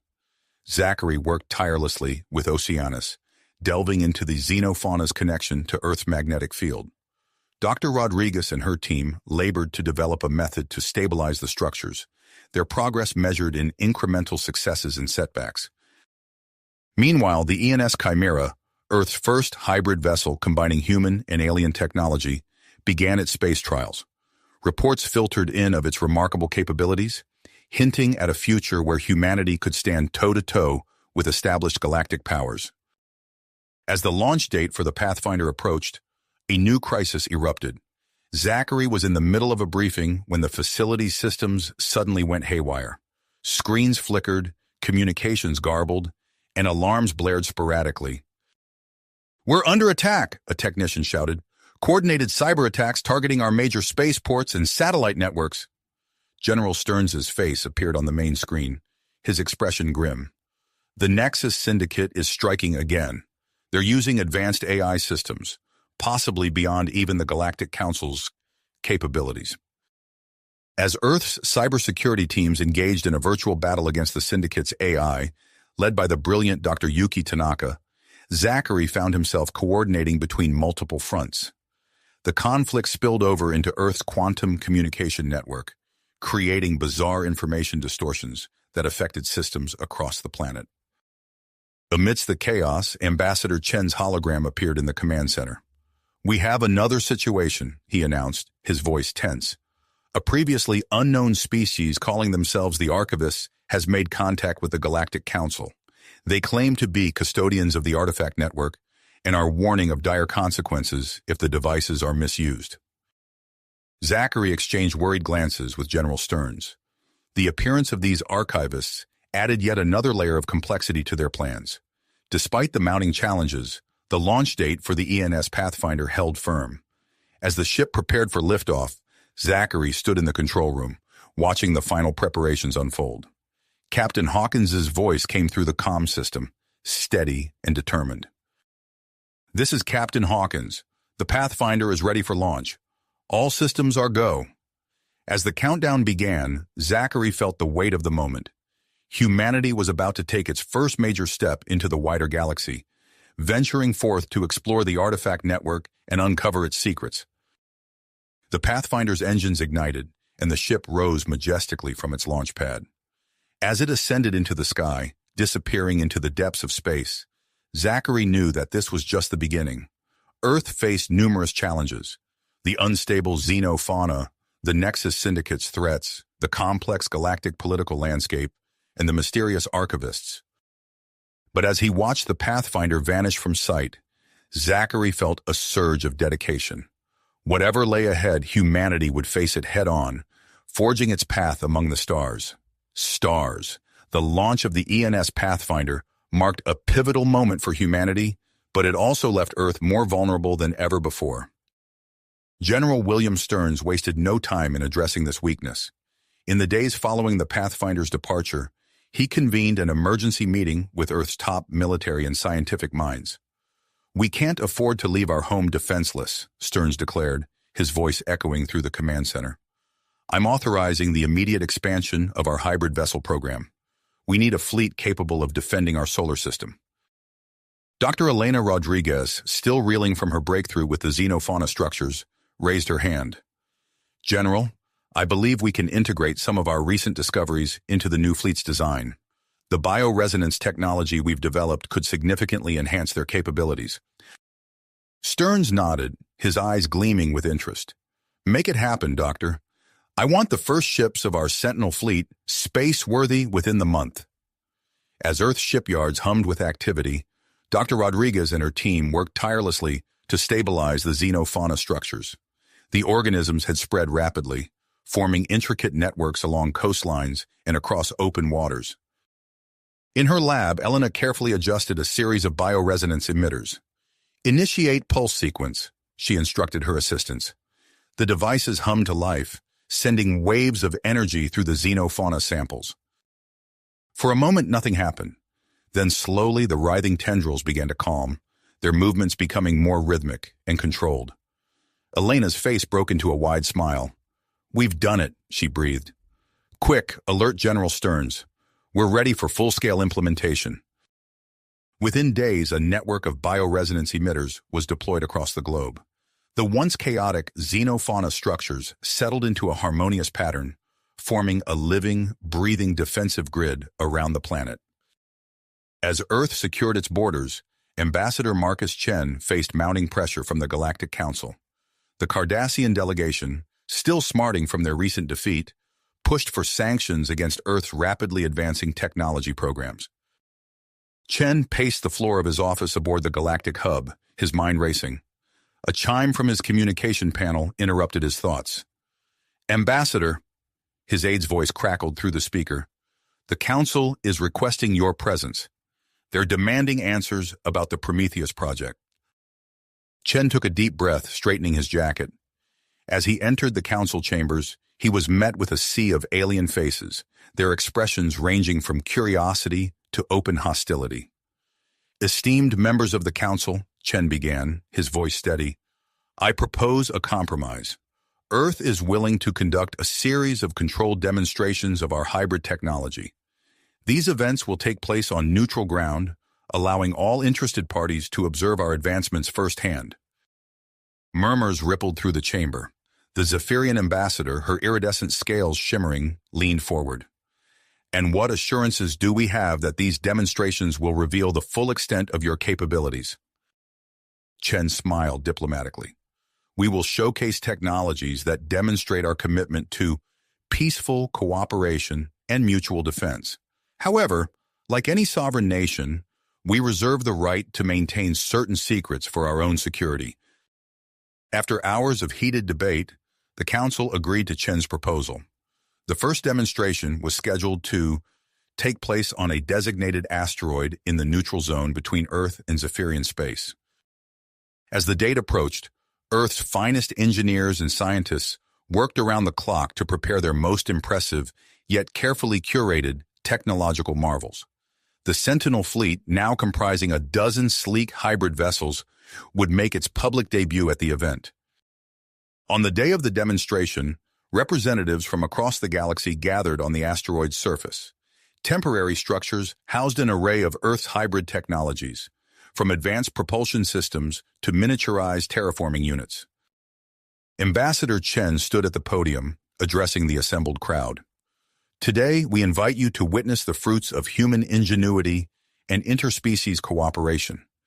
These technologies represent our commitment to advancing not just humanity, but all sentient life in our galaxy." As Chen spoke, a ripple of surprise passed through the audience.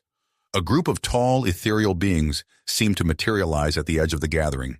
Their skin shimmered with an otherworldly light, and their eyes held the wisdom of eons. "The Archivists," Chen heard someone whisper.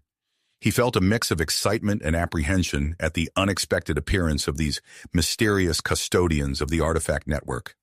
Just as Chen prepared to welcome the Archivists, a brilliant flash illuminated the sky. Alarm voices rose from the crowd as communications devices began to malfunction. "Solar flare!" shouted a technician. "It's disrupting our systems." In the ensuing chaos, Chen noticed a group of hooded figures moving with purpose through the crowd. Their movements were too coordinated, too precise to be mere spectators. His eyes widened as he realized the truth. Nexus Syndicate operatives had infiltrated the demonstration.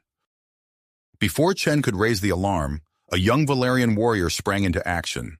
Zarek, sent to Earth as part of the technology exchange program, had been watching the proceedings with keen interest. Now his combat training took over as he intercepted the first Syndicate agent. The asteroid's low gravity turned the ensuing battle into a graceful yet deadly dance. Zarek's limbs blurred as he engaged multiple opponents, his movements perfectly adapted to the reduced gravity environment. As security forces rushed to contain the situation, Zarek single-handedly thwarted the Syndicate's attempt to steal Earth's prototype technologies. The young Valerian stood triumphant amidst a group of subdued infiltrators, his actions cementing the growing alliance between Earth and Valeria. Back on Earth, Dr. Yuki Tanaka's fingers flew across her keyboard, her eyes darting between multiple screens. The data from the recent cyber attacks scrolled by in an endless stream of code. "There," she muttered, isolating a particular sequence. "This encryption, it's not like anything I've seen before." As she delved deeper into the code, a chill ran down her spine. The complexity, the sheer alienness of the AI systems used by the Nexus Syndicate pointed to a single, shocking conclusion. Get me General Stearns, Tanaka demanded, her voice urgent. I think we've just stumbled onto something big. The Syndicate's AI. It might have come from one of the artifacts. As this revelation sent shockwaves through Earth's leadership, the ENS Pathfinder approached its destination in Zephyrian space. Captain Sarah Hawkins stood on the bridge, her expression tense as she surveyed the starfield before them. Status report, she ordered, her eyes fixed on the main view screen. Her science officer, Lieutenant Patel, looked up from his console with a furrowed brow. Captain, we're detecting a massive energy field surrounding the entire star system. Our sensors can't penetrate it. Hawkins's mind raced, considering their options. Can we use the artifact-derived tech to get through? Patel hesitated. Possibly, but it's untested in these conditions. We'd be taking a significant risk. Captain Hawkins squared her shoulders, her decision made. Prep the experimental systems. We didn't come all this way to turn back now. Whatever's behind that energy field, we're going to find out. As the Pathfinder prepared to venture into the unknown, the future of humanity hung in the balance. The secrets of the artifacts, the intentions of the archivists, and the true nature of the Nexus Syndicate's power all lay waiting to be uncovered. Earth had taken its first steps into a larger universe, but the journey ahead promised both wonders and perils beyond imagination. Captain Sarah Hawkins took a deep breath, her gaze fixed on the swirling energy field before them. The moment of truth had arrived. Activate the Mars artifact-derived technology, she ordered, her voice steady despite the tension that gripped the bridge. The ship's systems hummed to life, suffusing the Pathfinder with an otherworldly energy. A protective bubble formed around the vessel, shimmering with an iridescent glow. Shields holding steady, Captain, reported Lieutenant Patel. We're ready to proceed. Hawkins nodded. Take us in, helmsman. Nice and easy. The Pathfinder inched forward, the energy field looming ever larger on the monitor. As they made contact, the ship shuddered. A cascade of alien sensations washed over the crew, tastes of metal and ozone, flashes of impossible colors, and a disorienting sense of temporal displacement. For a moment, reality seemed to twist and bend around them. Then, as suddenly as it began, the disorientation passed.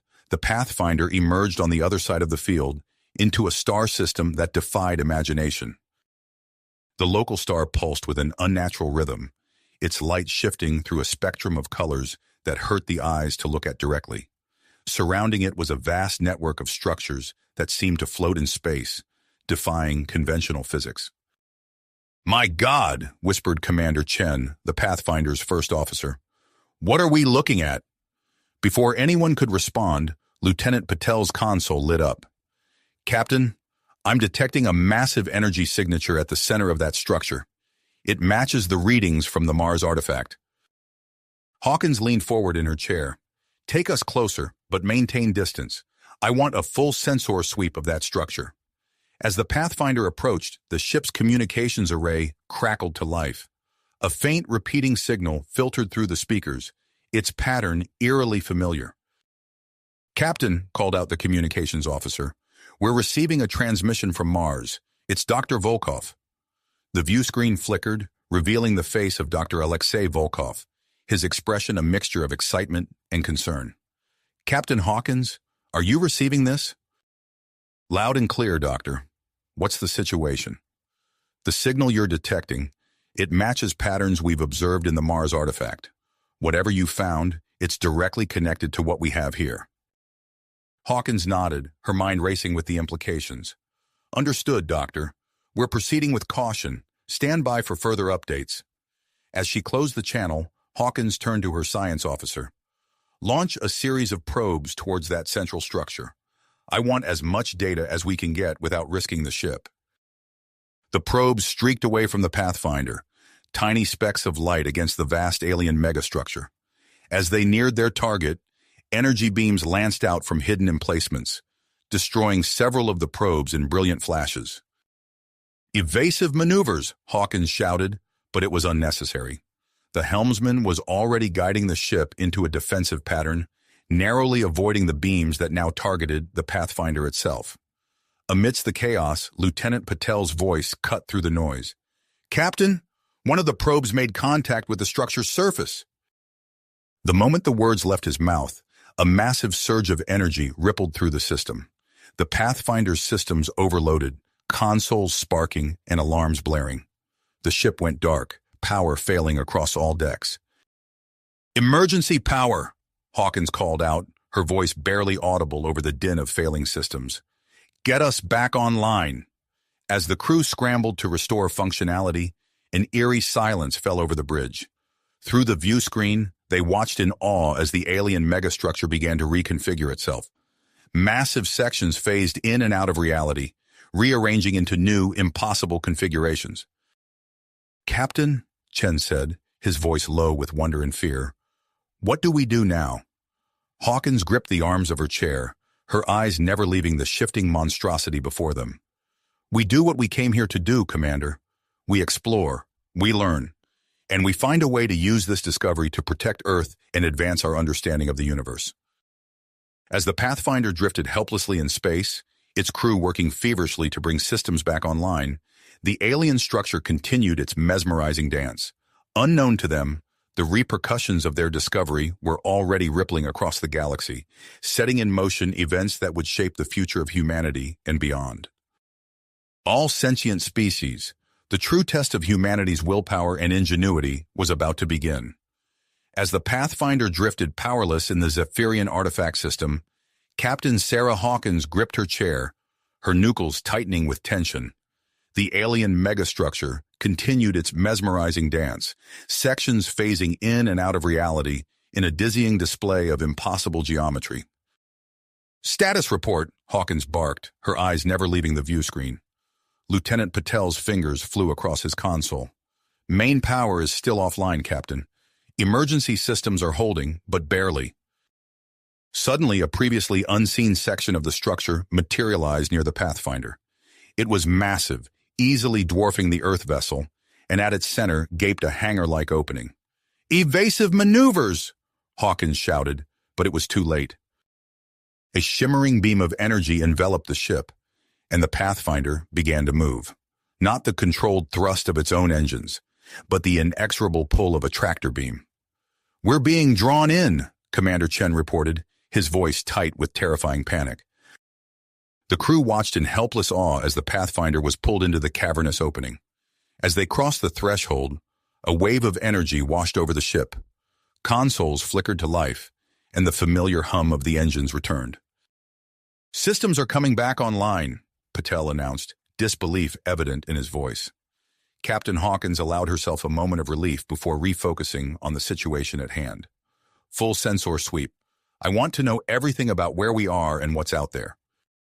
The Pathfinder's floodlights illuminated a vast chamber, revealing row upon row of dormant ships. They were unmistakably similar to the biomechanical vessels that had invaded Earth, their fluid lines and organic textures a stark contrast to the angular human design of the Pathfinder. "Prep and away, team," Hawkins ordered. "Full environmental suits. We need to gather as much data as we can about this place and find that artifact." As the exploration team suited up and prepared to disembark, events were unfolding back on Earth. Dr. Elena Rodriguez stood in the control room of the Xenofauna Research Facility, her eyes wide with a mixture of wonder and apprehension. The holographic display before her showed a real-time map of the xenofauna structures across the globe. What had once been isolated pockets of alien growth were now connecting, forming a vast planet-spanning network. "It's like they're communicating," Dr. Rodriguez muttered, her fingers tracing the lines of energy flowing between the structures. Her assistant, Dr. Kai Chang, looked up from his own display. "Elena, you need to see this. The energy patterns, they're interfering with global communications." As if on cue, the facility's communications array crackled with static. Reports began flooding in from around the world. Cell networks down, satellite communications disrupted, internet outages spreading like wildfire. In the Pentagon Situation Room, General William Stearns received the reports with unyielding commitment. The world map on the main screen was a sea of red, indicating widespread communications failures. "We can't allow this to continue," Stearns growled. He turned to his staff. "Deploy the Sentinel fleet. Contain those structures, and if necessary, Neutralize them. As the orders went out, Stearns made another decision. Activate Project Prometheus's experimental weapons. We may need every advantage we can get. In lunar orbit, Dr. Yuki Tanaka's team at the Prometheus Project facility worked frantically to contain the suddenly active biomechanical ships. Alarms blared as energy levels spiked across the containment bays. "Reinforcing containment field on Bay 3, shouted one of the technicians. But it wasn't enough. With a burst of energy that overloaded the facility's sensors, one of the ships broke free. It shot out of the containment bay, rocketing towards Earth with single-minded purpose. Dr. Tanaka watched in horror as the ship disappeared from their tracking systems. She grabbed the comlink, her voice urgent. "This is Dr. Tanaka to Sentinel Fleet Command. We have a rogue biomechanical ship headed for Earth. Intercept immediately." The Sentinel Fleet sprang into action, sleek hybrid vessels moving to intercept the rogue ship. As they approached Earth's orbit, the biomechanical vessel came into view. It was a creature of gleaming metal and pulsing organic tissue, beautiful and terrifying in equal measure. The lead Sentinel ship, the ENS Aegis, opened fire. Energy beams lanced out, only to be absorbed by the biomechanical ship's hull. The rogue vessel retaliated, tendrils of energy whipping out to ensnare the nearest Sentinel ship. As the space battle unfolded near Earth, another drama was playing out at the edge of the solar system. Captain Marcus Lee stood on the bridge of the ENS Chimera, his gaze fixed on the swirling vortex of the space-time rift. "Energy levels are spiking, sir," reported his science officer. "The rift is expanding." Lee's lips pursed. He knew the risks, but the potential knowledge to be gained was too great to ignore. "Take us in," he ordered. "Full power to shields."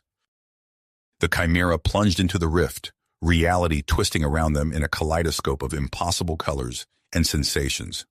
When they emerged on the other side, the crew found themselves face to face with a sight that defied belief. Earth, but not their Earth. This planet was encased in a vast xenofauna structure, a Dyson sphere of alien design that pulsed with energy, and approaching them was a fleet of ships that were clearly human in origin, yet more advanced than anything they had ever seen. A communication request came through, and Lee accepted it with trepidation. The face that appeared on the screen was human, yet subtly altered. Tendrils of what looked like xenofauna tech intertwined with the man's flesh. "I am Commander Jason Stark of the Earth Unified Fleet," the man said, his voice resonant with authority. "Identify yourselves and state your purpose here." As Lee struggled to formulate a response, events continued to unfold across time and space. In the vast chamber within the Zephyrian artifact structure, the Pathfinder's away team made a discovery that would change everything.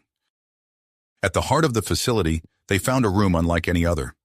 Banks of alien computers lined the walls, their displays flickering with incomprehensible data. But it was the center of the room that drew their attention. A massive translucent chamber dominated the space, filled with a shimmering liquid, and suspended within was a being that defied easy categorization. Part human, part xenofauna, it floated in a state of suspended animation. Captain Hawkins's voice crackled over the comm. "What have you found?" The team leader, his voice filled with awe, replied, "Captain, you're not going to believe this. We've found, well, I'm not sure what we've found, but whatever it is, it could be the key to everything."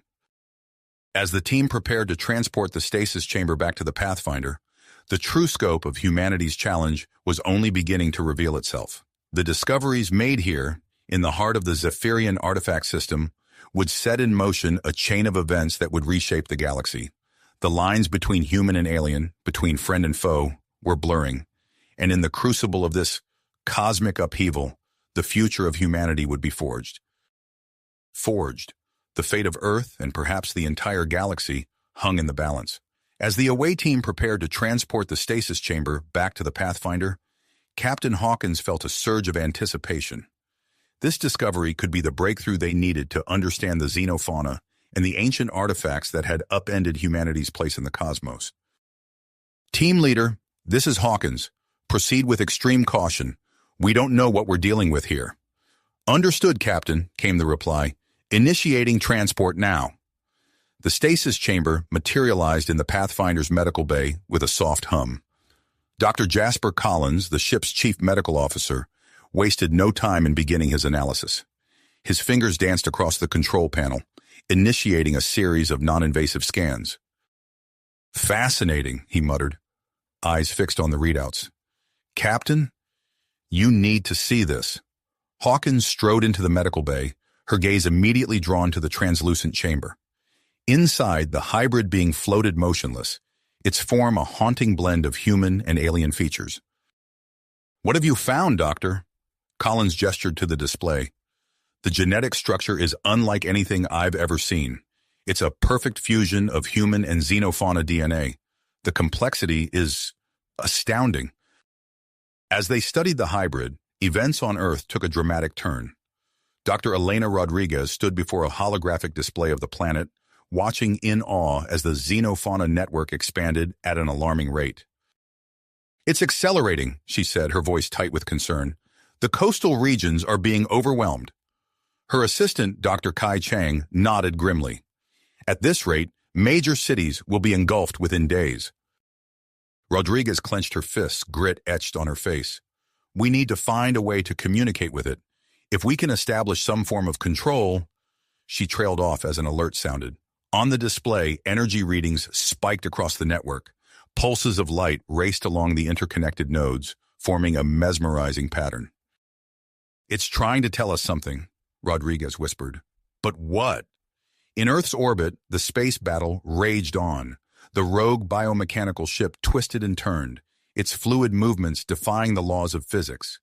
Energy beams from the Sentinel fleet lanced through the void, most dissipating harmlessly against the alien vessel's hull. In the Pentagon's secure command center, General William Stearns watched the engagement with growing frustration. "Deploy the Prometheus weapons," he ordered, his voice cutting through the tense atmosphere. A series of sleek, angular pods detached from the Sentinel ships.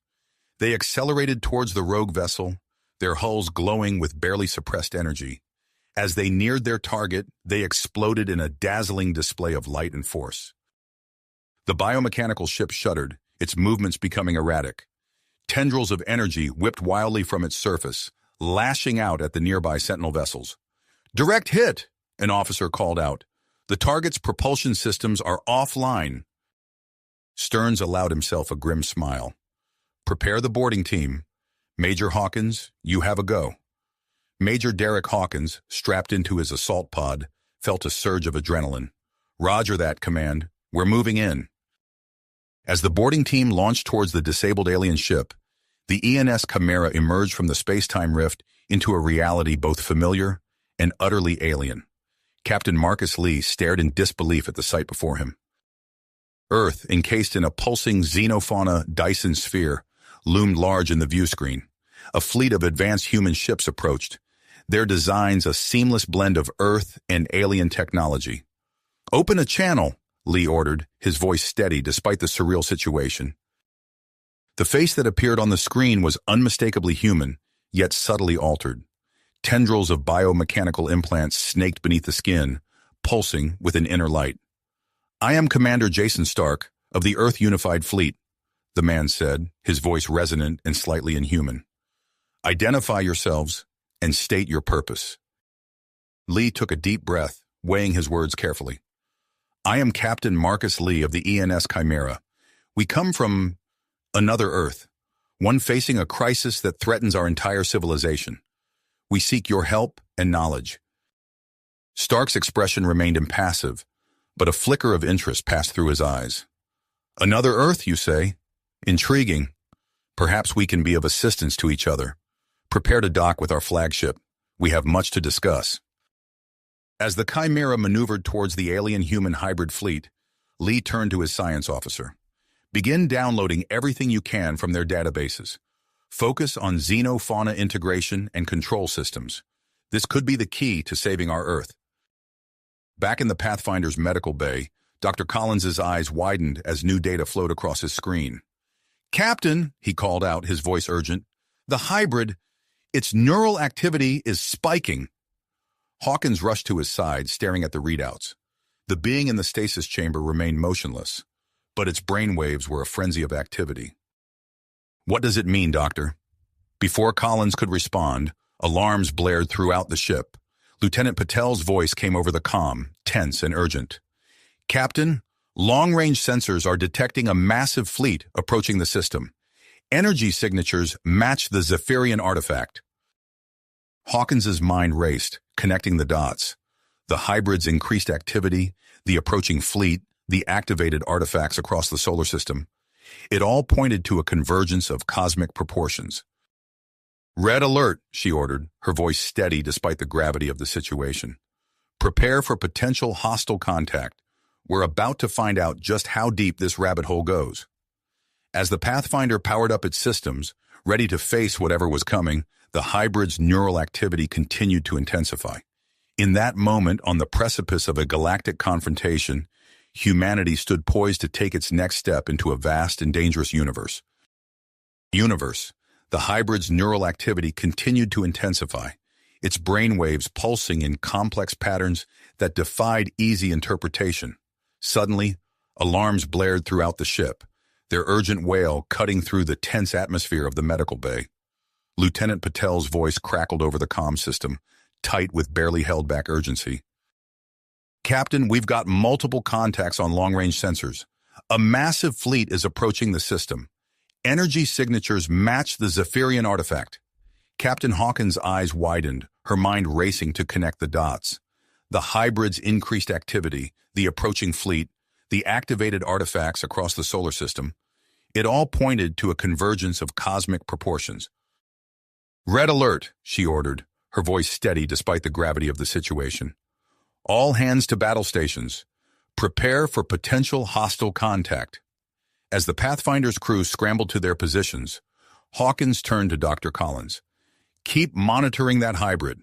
I want to know the second anything changes." The captain strode onto the bridge, the view screen coming alive with a tactical display of the solar system.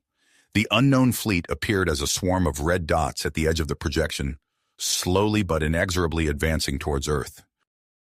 "Lieutenant Patel, get us out of this artifact structure," Hawkins commanded. "Set course for Earth, maximum warp." The Pathfinder surged forward, emerging from the ancient Zephyrian construct into the vast expanse of space. As they accelerated towards their home planet, the true scale of the situation became apparent. Earth's orbital defenses had sprung into high alert. The xenofauna towers that had sprouted across the planet's surface were now emitting powerful energy beams, forming an intricate defensive grid around the globe. It was a sight both awe-inspiring and terrifying, humanity's homeworld transformed into a fortress of alien design. Hawkins opened a channel to Sentinel Fleet Command. General William Stearns' grizzled face appeared on the screen, his expression grim. "Captain Hawkins, good to see you're back in the fight," Stearns said. "We're activating every available Sentinel vessel. I need you to take up position in the outer defense perimeter." "Understood, General," Hawkins replied. "Any intel on the approaching fleet?" Stearns shook his head. "Nothing concrete yet, but whatever they are, they've got the whole damn system on edge. The xenofauna structures are going haywire." As if to punctuate his words, a massive energy surge rippled across Earth's defensive grid. New organic structures began to form in orbit, tendrils of alien matter weaving together to create the beginnings of a partial Dyson sphere. "My God," Hawkins breathed, watching the transformation unfold. "It gets weirder," Stearns continued. "We've got reports from Mars. Dr. Volkov's team just received some kind of activation codes for the artifact network. They're working to integrate them now." Before Hawkins could respond, a priority message flashed across her console. It was from Major Derek Hawkins, leading the boarding team on the disabled biomechanical ship near Earth's orbit. "Captain, we've secured the vessel's control center," the Major reported, his voice tense with excitement. "Dr. Tanaka's neural interface is working. We're accessing a massive database on the artifact network and its creators." "Copy that, Major," Hawkins replied. "Download everything you can and prepare for immediate extraction. I have a feeling we're going to need that intel sooner rather than later." As the Pathfinder took up its position in the defensive perimeter, Dr. Collins' voice came over the comm. "Captain, you need to get down here now. The hybrid, it's waking up." Hawkins raced back to the medical bay, arriving just in time to see the stasis chamber's translucent walls begin to crack. The hybrid being inside stirred, its eyes snapping open with an otherworldly awareness. With a surge of impossible strength, the hybrid broke free from its confinement. Energy crackled around its form as it rose, fixing Captain Hawkins with a gaze that seemed to pierce through to her very soul. "Restrain it," Hawkins ordered, but before anyone could move, the hybrid raised a hand. The ship's systems flickered, displays changing rapidly as the being interfaced directly with the Pathfinder's computers. "Wait," Dr. Collins said, studying the readouts. "It's accessing the artifact network's control protocols. I think it's trying to communicate." The hybrid turned its attention to the main view screen, which now showed the approaching fleet in high resolution. Its lips moved, forming words in a language none of them recognized. Suddenly, a message flashed across the screen. "They have returned. The creators come to reclaim their legacy." As the crew of the Pathfinder grappled with this revelation, the unknown fleet entered the outer reaches of the solar system. The lead ships transmitted a message in an ancient alien tongue that echoed across all frequencies. On Mars, Dr. Volkov's team worked frantically to decipher the communication. On Earth, Dr. Rodriguez's researchers finally established limited contact with the Xenofauna network, uncovering its true purpose: to transform the planet into a colossal biocomputer. And in the depths of space, the Sentinel fleet prepared for a potential engagement that could determine the fate of humanity. As General Stearns authorized the use of experimental weapons derived from salvaged biomechanical ships, the solar system stood on the brink of a conflict beyond anything they had ever imagined. The hybrid being on the Pathfinder looked out at the stars, its eyes reflecting the approaching fleet. In that moment, with tension at its peak and the future hanging in the balance, it became clear that the true test of humanity's resilience and adaptability was only just beginning. The hybrid's eyes gleamed with an otherworldly intelligence as it turned its gaze from the view screen to Captain Hawkins. The being's lips moved, forming words in an alien language that seemed to resonate through the air. "Captain," Dr. Collins called out, his voice filled with wonder and trepidation, "I think it's trying to communicate." Hawkins approached the hybrid cautiously, her mind racing with the implications of this moment. "Can you understand us?" she asked, her voice steady despite the tension coursing through her body. The hybrid tilted its head, its eyes focusing intently on Hawkins. Slowly, it raised a hand and pointed to the main console. The ship's systems flickered to life, displays changing rapidly as the being interfaced directly with the Pathfinder's computers. "It's accessing our communication protocols," Lieutenant Patel reported, her fingers flying over her console. "I think it's learning our language in real time." Suddenly, a synthesized voice emanated from the ship's speakers. "I am Subject Alpha," the hybrid spoke, its words halting but clear. "The creators approach. We must prepare." Before Hawkins could respond, alarms blared throughout the ship. The view screen shifted to show the unknown fleet entering the inner solar system, their massive ships gliding effortlessly through space. "Red alert," Hawkins ordered, snapping into action. "All hands to battle stations. Lieutenant Patel, open a channel to General Stearns." As the crew scrambled to their positions, the face of General William Stearns appeared on the screen. His expression was grim, the lines on his face deepened by the gravity of the situation. "Captain Hawkins, I assume you're seeing what we're seeing," Stearns said, his voice tense. "The unknown fleet has entered the inner system. Earth's defenses are at full readiness, and the Sentinel fleet is moving into position." "General, we have a new development," Hawkins replied, gesturing to Subject Alpha. "The hybrid has awakened and is communicating with us. It claims the approaching fleet belongs to the creators." Stern's eyes widened slightly, the only indication of his surprise. "Can it tell us their intentions?" Before Hawkins could ask, Subject Alpha stepped forward, its gaze fixed on the general. "The creators reclaim their legacy," it said, its voice becoming more fluid as it adapted to human speech. "But danger exists. The network must be completed." As if in response to Alpha's words, the view screen split to show multiple feeds from across the solar system. On Earth, the partial Dyson sphere continued to grow, new organic structures forming and linking together in a mesmerizing display of alien engineering. The xenofauna towers pulsed with energy, their beams strengthening Earth's defensive grid. "Captain," Dr. Collins interjected, his eyes glued to his console, "I'm receiving reports from Dr. Rodriguez's team on Earth. They've established limited contact with the xenofauna network. It's transforming the planet into some kind of massive biocomputer." Hawkins felt a chill run down her spine as she processed this information. The implications were staggering.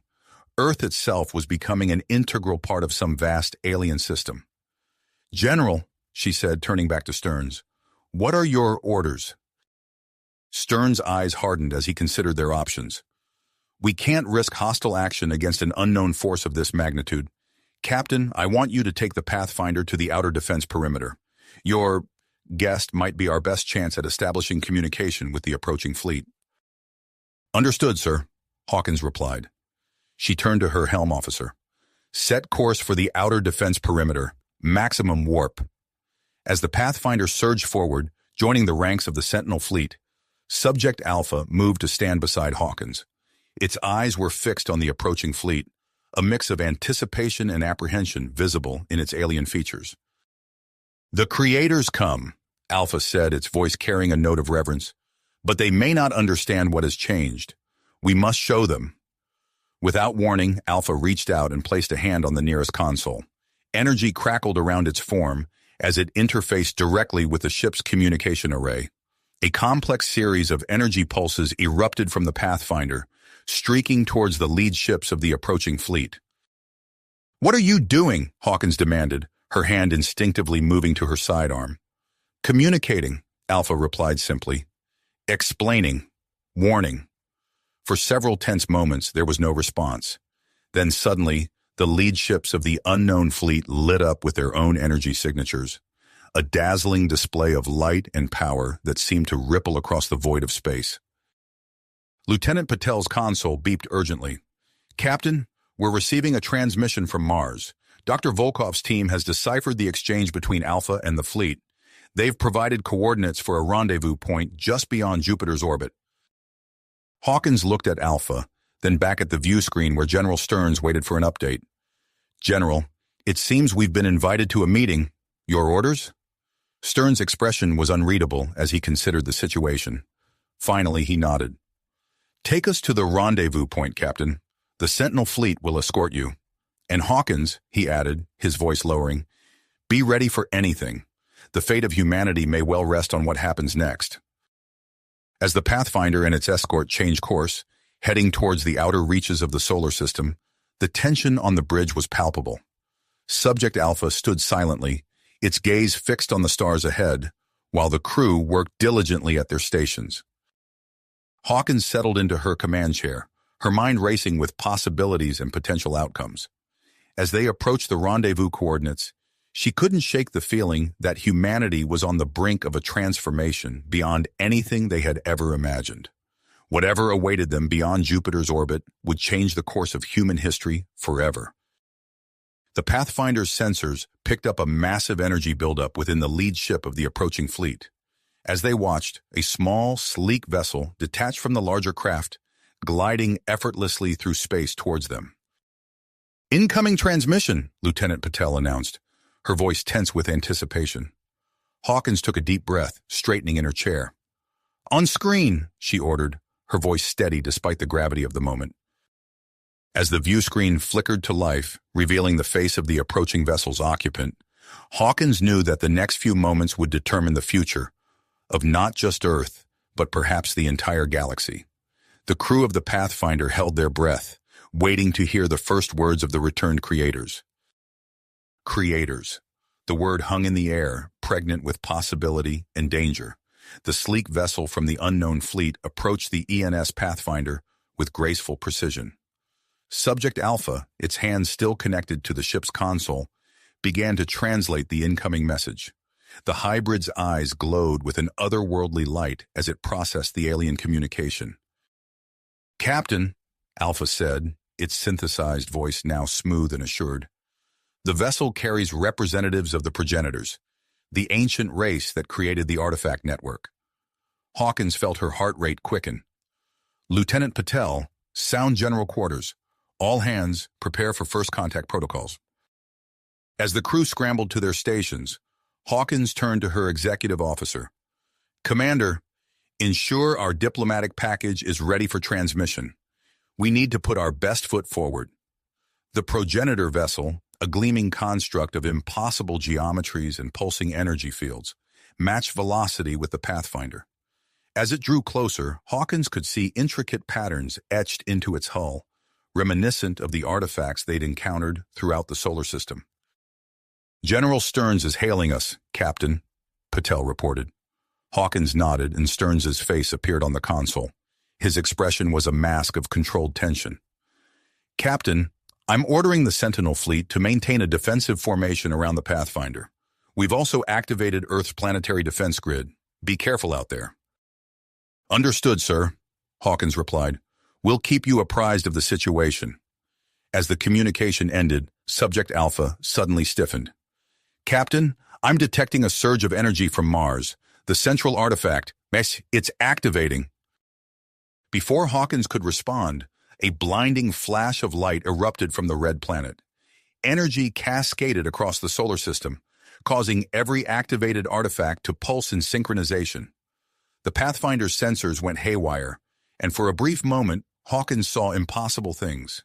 Glimpses of alternate realities, paths not taken, futures that might yet be. As quickly as it began, the phenomenon subsided. Hawkins blinked, trying to clear the after-images from her vision. Status report. All systems operational, Captain, her chief engineer reported. But that energy surge, it's like nothing we've ever seen before. A new alert chimed on the tactical console. Captain, the officer on duty called out, we're picking up a signal from the temporal rift. It's the Chimera. They're coming through. Hawkins watched in amazement as the ENS Chimera emerged from the swirling vortex of the rift, its hull scorched but intact. Captain Marcus Lee's face appeared on the display, his expression a mix of relief and urgency. Captain Hawkins, Lee said, his voice crackling with static, we've got the xenofauna integration data, transmitting now. As the Chimera's data packets flooded the Pathfinder's computers, Hawkins turned her attention back to the approaching progenitor vessel. It had come to a stop alongside the Pathfinder, dwarfing the human ship with its massive presence.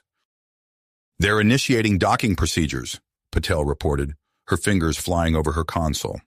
Hawkins took a deep breath, steadying herself. Very well. Security team to the airlock. Let's greet our guests. As the airlock cycled, Hawkins and her team waited with held breath. The inner doors slid open, revealing the progenitor delegation. Hawkins felt her jaw drop involuntarily. The progenitors were tall, ethereal beings with translucent skin that seemed to shimmer with inner light. Multiple limbs moved with fluid grace as they stepped aboard the Pathfinder. Their eyes, multifaceted and iridescent, took in the human crew with unmistakable curiosity. Subject Alpha stepped forward, its hybrid physiology suddenly making perfect sense in the presence of these advanced beings. It spoke in a series of musical tones and clicks, which the lead progenitor answered in kind. Turning to Hawkins, Alpha translated, They say they have returned to reclaim control of the artifact network. There is a threat coming, one that requires the network's full activation. The lead progenitor, its form rippling with patterns of light, addressed Hawkins directly. Alpha translated once more. They are surprised by humanity's rapid advancement and integration with the xenofauna technology. They see great potential in us, but also great danger. Hawkins met the alien being's gaze, feeling the weight of history and the future pressing down upon her. Tell them we are honored by their presence and that we seek peaceful cooperation. We have much to learn from each other. As Alpha relayed her words, Hawkins' comm unit chirped. It was a priority message from Earth. The Nexus Syndicate had launched a desperate assault on the primary xenofauna control node in the Mariana Trench. Major Derek Hawkins was leading a counterattack in the captured biomechanical ship. Hawkins felt her breath catch in her throat, The fate of Earth hung in the balance, with battles raging from the depths of the ocean to the edge of the solar system. And here she stood, face to face with the creators of the very technology that had reshaped their world. As the progenitors began to share their knowledge of the artifact network, Hawkins knew that every decision made in the coming hours would shape the future of humanity. The universe had suddenly become a much larger, more complex place, and humanity's place in it was far from certain. The weight of responsibility settled heavily on her shoulders as she faced the alien delegation. Suddenly, Subject Alpha's form began to pulse with an intense, otherworldly light. Its eyes widened, and its voice took on a new urgency. "Captain, I've accessed a hidden section of the Artifact Network's database. The information, it's critical." The lead progenitor's multifaceted eyes swiveled towards Alpha, its body language shifting to one of intense interest. Hawkins didn't need a translator to understand the significance of this moment. "Lieutenant Patel, secure that data immediately," Hawkins ordered, her voice sharp with urgency. "Dr. Collins, I want a full analysis as soon as possible." As the crew sprang into action, Alpha began to relay the contents of the hidden database. The truth hit Hawkins like a physical blow. The galactic threat the progenitors had been preparing for was far worse than anyone had imagined. "Void Reapers," Alpha translated, its voice tinged with awe and fear. "Trans-dimensional beings capable of consuming entire star systems." The progenitor delegation conferred rapidly, their bodies flickering with patterns of light. When they turned back to Hawkins, their demeanor had changed. Gone was the air of superiority, replaced by a sense of urgency and, was that hope? Alpha continued translating as the lead progenitor spoke. "The database contains schematics for a weapon, Captain, one that utilizes the full power of the activated artifact network to combat the Void Reapers." Hawkins's mind raced with the implications. She opened a channel to General Stearns, quickly relaying the new information. As she spoke, her console lit up with incoming transmissions from across the solar system. On Earth, Dr. Elena Rodriguez's team was already integrating the new data into the rapidly evolving xenofauna network. The growing Dyson sphere pulsed with newfound energy as it began to reconfigure itself into a massive sensor array capable of detecting trans-dimensional incursions. General Stearns's face appeared on the main view screen, his expression grim but determined. "Captain, I'm initiating a solar system-wide alert. The Sentinel fleet is beginning retrofits based on the new intel. We're modifying our experimental weapons to target these Void Reapers." As Hawkins acknowledged the order, another transmission cut in. It was Major Derek Hawkins, his face streaked with sweat and what looked like bioluminescent fluid. "Sarah, we've secured the primary xenofauna node. The Syndicate's pulling back, but we've got their base location. It's on the dark side of the moon." Before Hawkins could respond, Dr. Alexei Volkov's excited voice broke through from Mars. "Captain, we've done it. We've harnessed the artifact energy pulses. We have a prototype for FTL communication and travel. It's rudimentary, but it works." The bridge of the Pathfinder was a hive of activity as reports flooded in from across the solar system. Hawkins felt a surge of pride in humanity's resilience and adaptability. She turned back to the progenitor delegation, her posture straight and confident. "We're prepared to face this threat alongside you," she said, Alpha translating her words. "But we need to know everything you can tell us about these Void Reapers and how to stop them." The lead progenitor's body pulsed with what Hawkins interpreted as approval. Through Alpha, it explained their proposal, a massive device called the Nexus Gate, to be constructed in orbit around Jupiter. It would be the linchpin in their strategy against the Void Reapers. As the progenitors shared their advanced knowledge and technology, Hawkins coordinated with Earth Command to begin the monumental task ahead. The construction of the Nexus Gate would require resources from Jupiter's moons and the full cooperation of the Sentinel fleet. Hours blended into days as the solar system mobilized.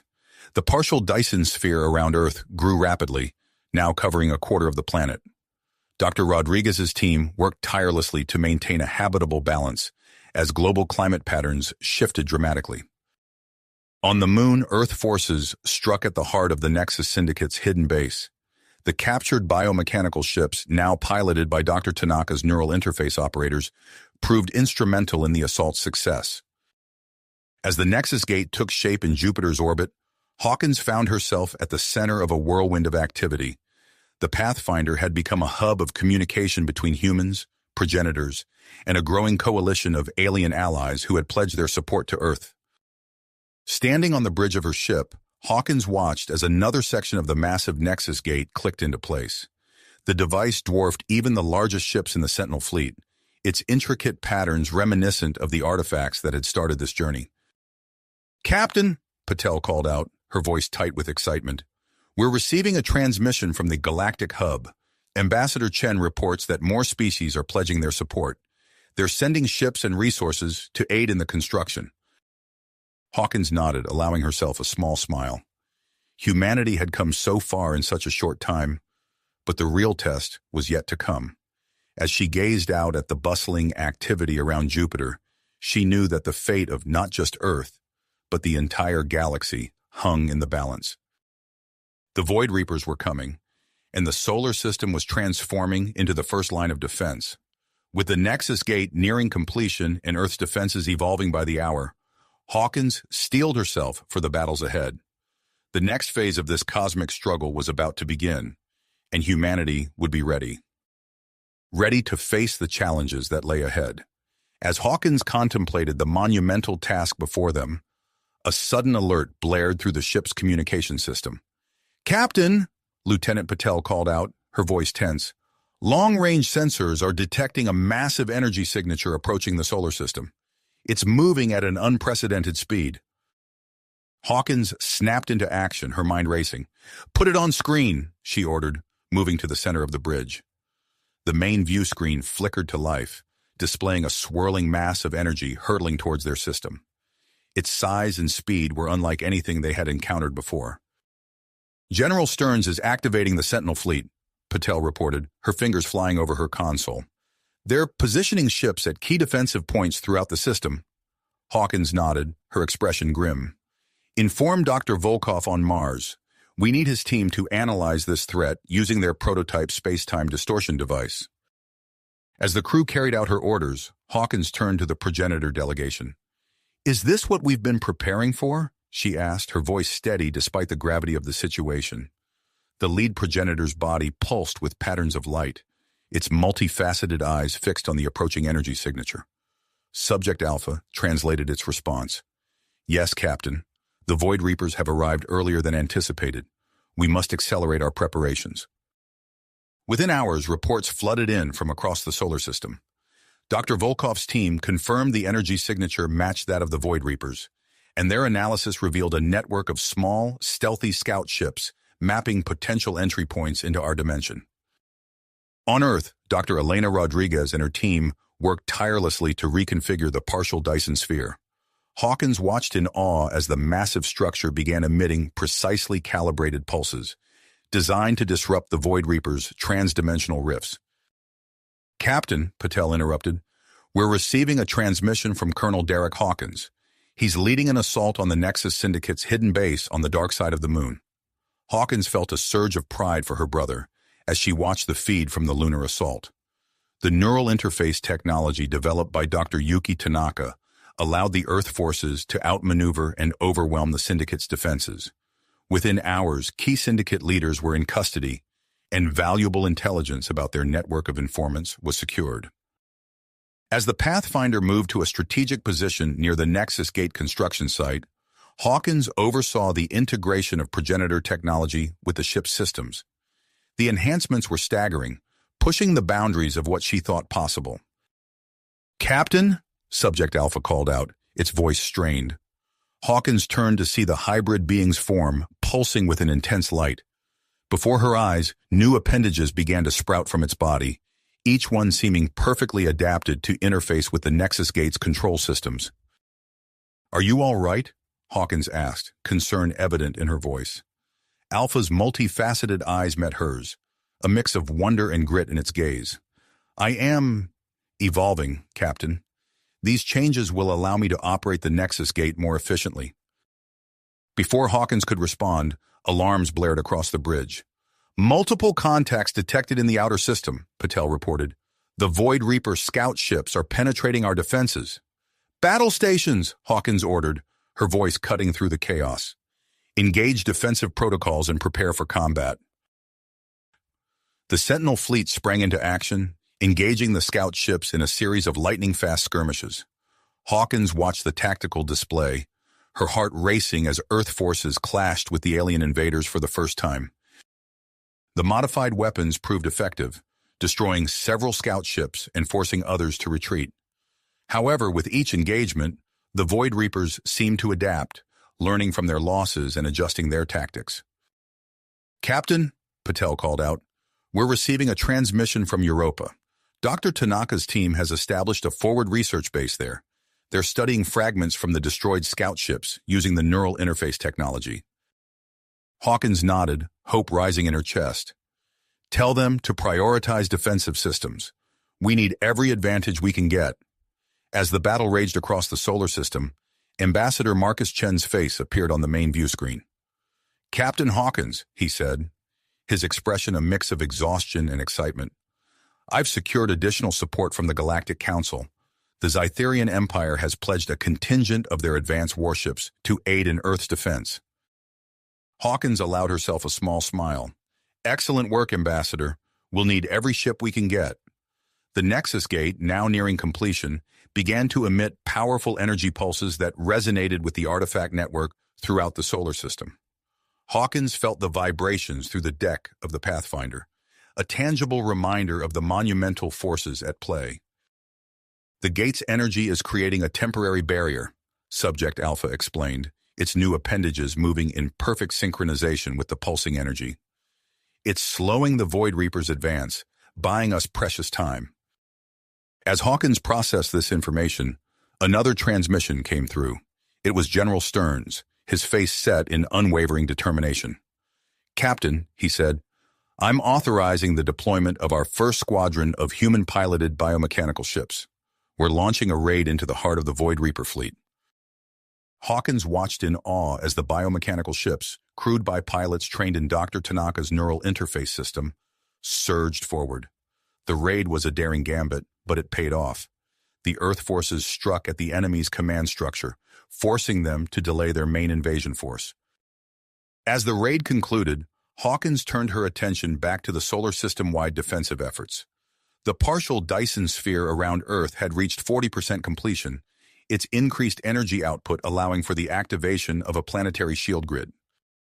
But with this progress came new challenges. Reports flooded in of increased geological instability on Earth, with earthquakes and volcanic activity spiking worldwide. The rapid changes in the planet's energy dynamics were taking their toll. Standing on the bridge of the Pathfinder, Captain Sarah Hawkins surveyed the transformed solar system. Every planet, moon, and space station had been converted into a fortified bastion against the Void Reaper threat. The Nexus Gate loomed large in Jupiter's orbit, its completion drawing ever closer.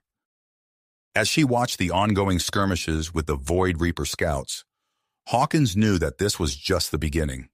The true test of their newfound capabilities lay just beyond the horizon, waiting to unleash its full fury upon the solar system.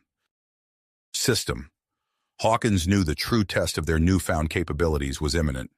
As if responding to her thoughts, the ship's sensors erupted with urgent alerts.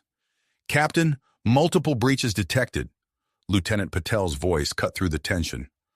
The Void Reapers are pushing through our outer defenses in unprecedented numbers.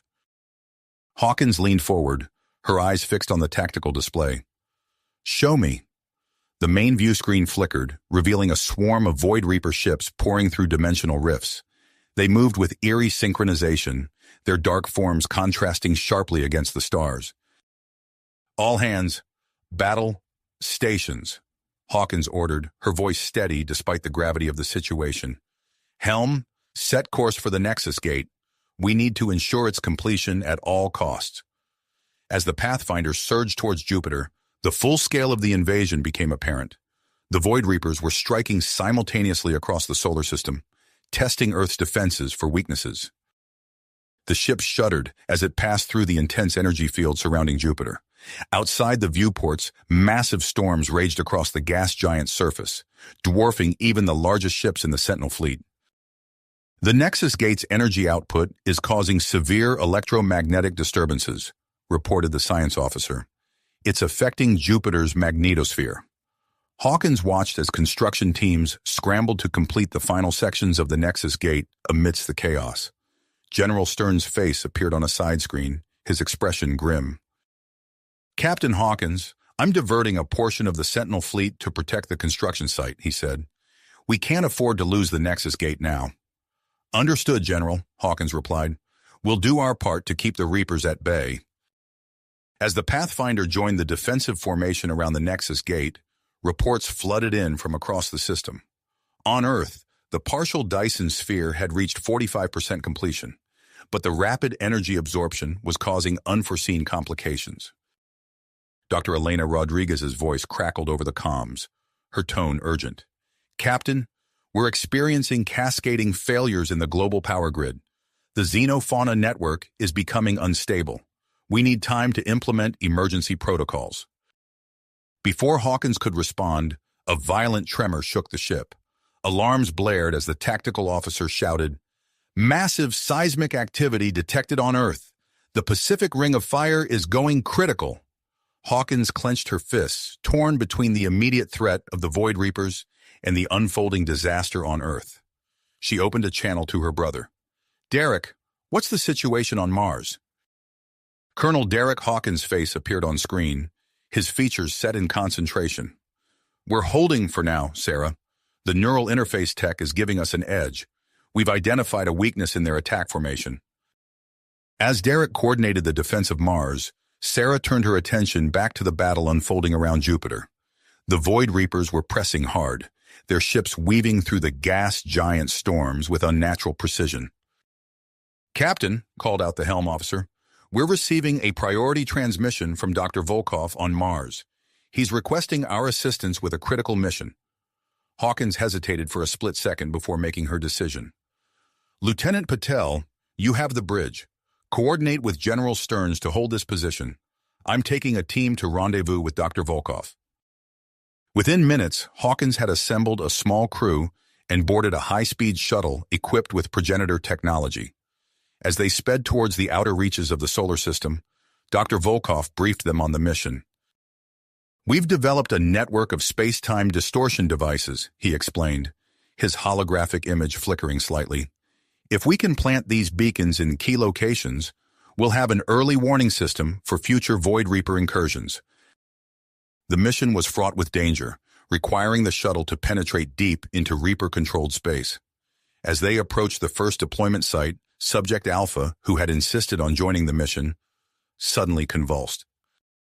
"Captain," it gasped, its body pulsing with intense light. "Something is changing within me." Before their eyes, Alpha's form began to shift, new appendages sprouting and taking shape. As the transformation completed, Alpha looked up, its multifaceted eyes gleaming with newfound power. "I can sense the fabric of space-time," it said, wonder in its voice. "I believe I can manipulate it on a local scale." This new ability proved crucial moments later when a Void Reaper patrol ambushed the shuttle. With a gesture, Alpha created a temporary wormhole, allowing the shuttle to escape certain destruction. As they completed their mission, planting the final beacon, a transmission from Europa caught their attention. Dr. Yuki Tanaka's voice was filled with excitement despite the static. "We've done it. We've reverse-engineered a Void Reaper weapon, capable of destabilizing their transdimensional rifts. But the power requirements are enormous. We can only mount it on capital ships and planetary installations for now." Hawkins felt a surge of hope at this news, but it was short-lived. As they turned back towards the inner system, they received an urgent message from General Stearns. "The Void Reapers have launched a major offensive against the Nexus Gate," he reported, his voice strained. "We need every ship we can muster. The fate of the entire war might hinge on this battle." As Hawkins pushed the shuttle to its limits, racing back to Jupiter, she could see the massive engagement unfolding before her. Thousands of ships clashed amidst the swirling storms of the gas giant, the incomplete Nexus Gate standing as a silent sentinel at the heart of the battle. The Sentinel fleet, bolstered by Zetherian warships and other alien allies, fought with desperate valor against the Void Reaper onslaught. But as Hawkins watched, a massive Reaper capital ship broke through the defensive lines, its weapon systems charging as it targeted the Nexus Gate. In that moment of crisis, Subject Alpha stepped forward, its new appendages glowing with power. "I can save it," it said simply, before unleashing its newfound abilities. A shimmering bubble of distorted space-time enveloped the Nexus Gate just as the Reaper ship fired. The energy blast deflected harmlessly away, but the effort left Alpha collapsed on the shuttle's deck, unresponsive. As Hawkins maneuvered the shuttle back towards the Pathfinder, alarms blared with yet another crisis. Earth's seismic activity had escalated dramatically, threatening to tear apart entire continental plates. With the battle for Jupiter raging around them and Earth itself in peril, Hawkins knew that the next few hours would determine the fate of not just humanity, but the entire galaxy. The Nexus Gate stood incomplete, holding both promise and danger, while the solar system teetered on the brink of chaos. As she docked with the Pathfinder, Hawkins steeled herself for the challenges ahead. The war against the Void Reapers had entered a new phase, and every decision now carried the weight of worlds. As she docked with the Pathfinder, Hawkins steeled herself for the challenges ahead. The war against the Void Reapers had entered a new phase, and every decision now carried the weight of countless lives. No sooner had she stepped onto the bridge than the ship shuddered violently. Alarms blared as Lieutenant Patel's voice cut through the chaos. "Captain, we're receiving urgent transmissions from Earth. The seismic activity has reached critical levels." Hawkins rushed to her command chair, bringing up the holographic display. The image of Earth flickered before her, its surface a web of angry red lines indicating tectonic instability. Dr. Elena Rodriguez's face appeared on screen, her eyes wide with a mix of fear and willpower. "Captain, the Dyson Sphere's energy absorption is tearing the planet apart. We're implementing an emergency plan to stabilize the core." "What do you need from us, Doctor?" Hawkins asked, her mind racing through potential scenarios. "We're redirecting a significant portion of the Dyson Sphere's output into a network of deep Earth resonators," Rodriguez explained. "It should counteract the seismic waves, but it'll leave Earth vulnerable to attack." Hawkins nodded grimly. "Understood. We'll coordinate with General Stearns to bolster Earth's defenses." As if on cue, General Stearns' gruff voice came through the comms. "Captain Hawkins, I'm deploying our entire reserve fleet to protect Earth during this operation. We can't afford to lose our homeworld now." The view screen showed a massive array of ships moving into position around Earth, forming a protective screen against potential Void Reaper incursions. Meanwhile, the battle for Jupiter's orbit raged on. The Nexus Gate loomed large, its incomplete structure pulsing with increasing energy. Hawkins watched as ripples of distorted space-time emanated from the gate, interfering with the Void Reaper's movements. "Captain," her tactical officer reported, "the Reapers are shifting to conventional FTL travel. The gate's energy is disrupting their trans-dimensional capabilities." Seizing the opportunity, Hawkins opened a channel to her brother. "Derek, now's our chance. Hit their supply lines while they're vulnerable." Colonel Derek Hawkins's face appeared on screen, a fierce grin spreading across his features. "Already on it, sis. My task force is prepped and ready for some hit-and-run action." As Derek's biomechanical ships launched into a series of lightning raids, Hawkins turned her attention to the Pathfinder's latest upgrade. "Dr. Tanaka, status report on the Rift destabilizing weapon?" The scientist's hologram materialized on the bridge, her expression a mix of excitement and concern. "Installation is complete, Captain.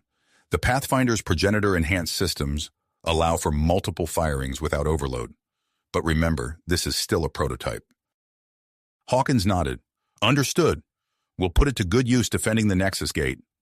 As if in response to her words, a group of Void Reaper capital ships broke through the defensive lines, making a push towards Mars. Hawkins watched in awe as a network of localized wormholes sprang to life around the Red Planet, trapping the enemy vessels in an artificial labyrinth. "Dr. Volkov's distortion devices," she murmured, a small smile playing on her lips. The ship's sensors suddenly lit up with activity. Lieutenant Patel's voice was tinged with urgency. "Captain, we're detecting massive energy fluctuations from Earth." The main view screen shifted to show their home planet. The network of deep Earth resonators had begun to take effect, stabilizing the core. But as Hawkins watched, the xenofauna structures across the globe started to pulse and change, evolving before their eyes. "Fascinating," breathed the science officer. "They're interfacing directly with Earth's geomagnetic field. It's creating an additional layer of defense." A priority transmission cut through the chatter on the bridge. It was Ambassador Marcus Chen, broadcasting from the repurposed Nexus Syndicate base in lunar orbit. "Captain Hawkins," he said, his face etched with both exhaustion and excitement, "we've made a startling discovery.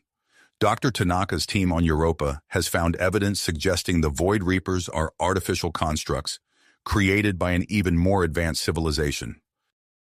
Hawkins felt a chill run down her spine. "What does this mean for the war, Ambassador?" Chen shook his head. "We're still processing the implications. For now, we focus on survival. The War Room is coordinating our allied fleet's efforts. We'll keep you updated on any strategic changes." As the transmission ended, Hawkins's attention was drawn to the medical bay. "Captain," the ship's doctor reported, "Subject Alpha is showing signs of recovery. Its vital signs are strengthening, and its new appendages are emitting energy pulses that seem to resonate with the Nexus Gate." Hawkins made a split-second decision. "Helm, bring us closer to the gate. Let's see if proximity accelerates Alpha's recovery." As the Pathfinder maneuvered towards the massive structure, Hawkins surveyed the battlefield. The solar system was a maelstrom of activity. Earth transforming, Mars shielded by a labyrinth of wormholes, Jupiter's orbit alight with the flashes of ongoing combat. The Nexus Gate loomed before them, now 98% complete, its energy output intensifying with each passing moment. Hawkins knew that they stood on the precipice of a turning point in the war. The gate's activation could change everything, but the path to that moment was fraught with peril. As the Pathfinder drew closer to the gate, Subject Alpha's energy emissions grew stronger. The hybrid being's body began to glow, its new appendages moving in sync with the gate's pulsations. Hawkins leaned forward in her chair, her eyes fixed on the unfolding scene. Whatever came next would shape the fate of humanity and its allies. The final push against the Void Reapers was about to begin, and she intended to be at the forefront of the battle. As Captain Hawkins contemplated their next move, a priority transmission from her brother, Colonel Derek Hawkins, flashed on the main view screen. "Sarah, we've got a situation on Io." Derek's face appeared, his expression grim. "My scouting party just stumbled upon a hidden Void Reaper staging area. It's massive and it's primed to launch an assault on the Nexus Gate." Hawkins felt her stomach drop. How soon can they mobilize? "Too soon," Derek replied, his eyes darting off screen as he coordinated with his team. "We need reinforcements here, now." Without hesitation, Hawkins opened a channel to General Stearns. "General, we have a critical situation on Io. Request immediate reallocation of Sentinel Fleet resources." Stearns' gruff voice came through, tinged with frustration.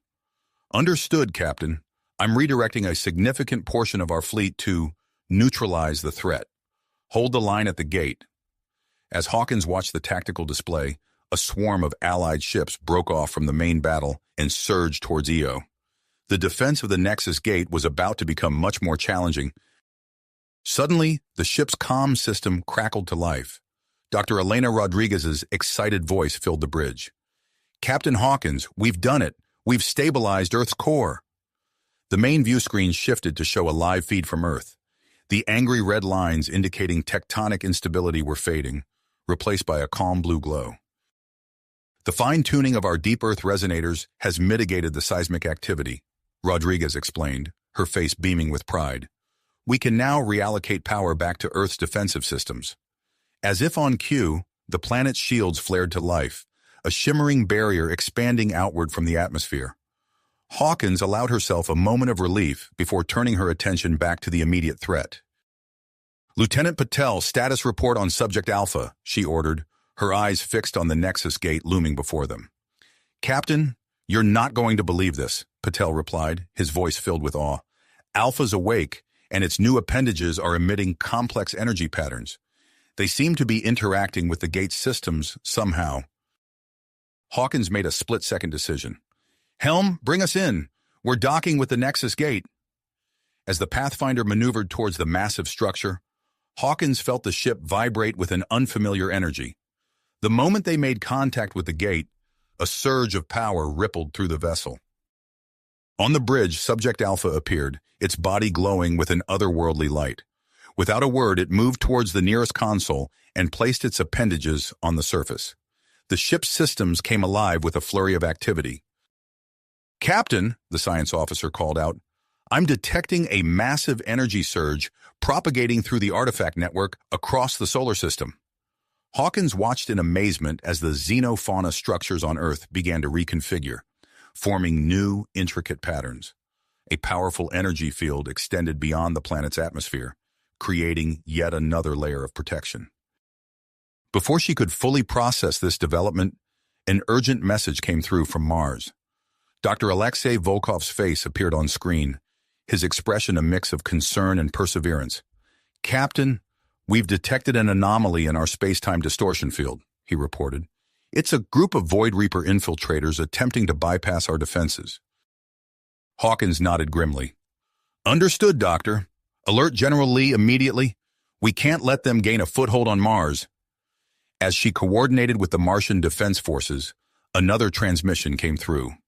This time, it was Ambassador Marcus Chen from the Lunar Command Center. "Captain Hawkins, the Zetherians have made a breakthrough," Chen announced, his eyes gleaming with excitement. "They've decoded a significant portion of the Void Reaper's communication signals. We now have crucial intelligence on their battle plans." As Hawkins processed this information, she felt the Pathfinder shudder. Subject Alpha's interaction with the Nexus Gate had reached a critical point. The hybrid being's unique abilities were unlocking previously inaccessible functions of the gate. Suddenly, the Nexus Gate began emitting a series of precisely calibrated energy pulses. The science officer's voice cut through the tension on the bridge. "Captain, these pulses are creating a network of microscopic wormholes throughout the solar system." Hawkins immediately grasped the strategic implications. "This changes everything.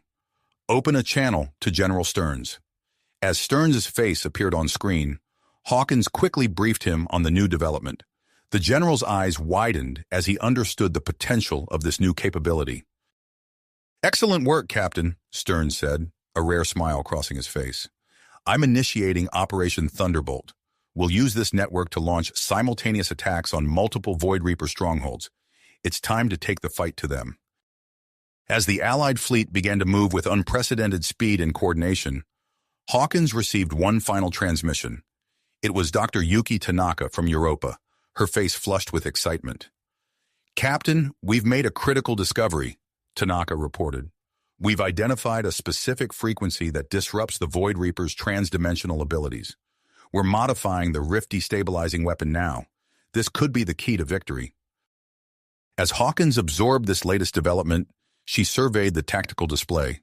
The solar system had become a sprawling battleground, with engagements flaring up across multiple planets and moons. The microscopic wormhole network allowed Allied forces to respond with lightning speed, keeping the Void Reapers off balance. Operation Thunderbolt was in full swing, with coordinated strikes hitting key enemy positions. The Void Reapers, caught off guard by the sudden shift in tactics, were struggling to mount an effective defense. Hawkins knew that the next few hours would be crucial. As Dr. Tanaka raced to complete the modified weapon and the Allied forces pressed their advantage, the fate of the solar system hung in the balance. The final battle was upon them, and Hawkins steeled herself for the challenges ahead. The tactical display on the Pathfinder's bridge pulsed with activity as Operation Thunderbolt reached its zenith. Captain Hawkins watched the unfolding battle, her eyes darting between the various engagement zones across the solar system. The Nexus Gate hummed with energy, its massive structure now fully operational and synced with Subject Alpha's unique abilities. "Status report on Colonel Hawkins's assault on Io," she ordered, her voice steady despite the chaos erupting around them. Lieutenant Patel's fingers danced across his console. Colonel Hawkins is utilizing the microscopic wormhole network to great effect, Captain. His team is outmaneuvering the Void Reapers at every turn. The main view screen shifted to show the battle above Io. The sulfurous atmosphere of the Jovian moon was alight with energy weapons and explosions. Biomechanical ships, piloted by Derek's team, darted between the lumbering Void Reaper vessels, their advanced maneuverability giving them a clear edge. A priority transmission cut through the comm chatter. Dr. Yuki Tanaka's face appeared on screen, her expression a mix of exhaustion and triumph. Captain, we've done it. The modifications to the Rift destabilizing weapon are complete. I'm transmitting the specifications to the Allied fleet now. Hawkins nodded, a spark of hope igniting in her chest. Excellent work, Doctor. We'll begin outfitting the Pathfinder immediately. As the engineering team rushed to implement the new weapon specifications, alarms blared across the bridge. The tactical display shifted, showing a massive swarm of Void Reaper ships emerging from trans-dimensional rifts near the moon. By the stars, breathed the science officer. There must be thousands of them. Hawkins's mind raced, assessing their options. Open a channel to General Stearns, she ordered, her voice crisp with urgency. Stearns's gruff visage appeared on screen. I see it, Captain, he said, his eyes narrowed. We're coordinating Earth's defenses now. The xenofauna structures and the new energy field are our best bet against this invasion force. As Hawkins watched, the evolved xenofauna structures on Earth pulsed with power, projecting a shimmering barrier that enveloped the planet. The energy field expanded, creating a formidable defense against the approaching Void Reaper armada. Suddenly, Subject Alpha's form began to glow intensely. Its appendages, still interfaced with the Nexus Gate systems, moved in complex patterns. The hybrid being's eyes locked with Hawkins, conveying a silent message. Understanding dawned on the captain. It's creating strategic wormholes, she realized aloud. Lieutenant Patel, alert the Allied fleet. We're about to receive reinforcements from across the solar system. True to her words, ships began to materialize around the moon, emerging from newly formed wormholes. Vessels that had been engaged in battles from Mars to the Kuiper Belt now converged on Earth's satellite, forming a last line of defense against the Void Reaper invasion force. The two fleets clashed in lunar orbit, energy weapons lighting up the vacuum of space. The Pathfinder shuddered as it unleashed its newly modified Rift destabilizing weapon, tearing holes in the fabric of reality and causing cascading failures in the nearest Void Reaper ships. Amidst the chaos, another transmission came through. Dr. Elena Rodriguez's face appeared, her eyes wide with excitement. Captain Hawkins, we've made a breakthrough. The energy field generated by Earth's xenofauna structures, it's not just offensive. We can weaponize it. Hawkins leaned forward, her interest piqued. Go on, Doctor. We can channel the energy through the Nexus Gate, Rodriguez explained rapidly. It'll create a beam capable of destabilizing the Void Reaper's trans-dimensional rifts. We can cut off their retreat and trap them in normal space. Without hesitation, Hawkins turned to her crew. Coordinate with Dr. Rodriguez and Subject Alpha. Let's align the Nexus Gate with Earth's energy field. As the Void Reaper fleet closed in, the Nexus Gate hummed with building power. Subject Alpha's form pulsed with energy. Its consciousness stretched between the gate and the vast network of artifacts across the solar system. Energy levels at maximum, reported the science officer. Firing solution locked. Hawkins took a deep breath. Fire. A massive beam of energy erupted from the Nexus Gate, cutting through space like a scythe. It sliced through the Void Reaper formation, closing dozens of trans-dimensional rifts in its wake. Trapped Void Reaper ships tumbled through normal space, their retreat cut off. The space around Earth became a maelstrom of energy weapons and colliding ships. Hawkins watched as her brother, Colonel Derek Hawkins, led a squadron of biomechanical ships in a series of daring hit-and-run attacks, further disrupting the enemy's formation. As the battle raged on, the Void Reapers' desperation grew. Their remaining capital ships began to combine their energy, creating a massive trans-dimensional rift that threatened to swallow Earth whole. Hawkins's eyes widened as she realized the enemy's last-ditch effort. All ships, fall back. They're trying to take Earth with them.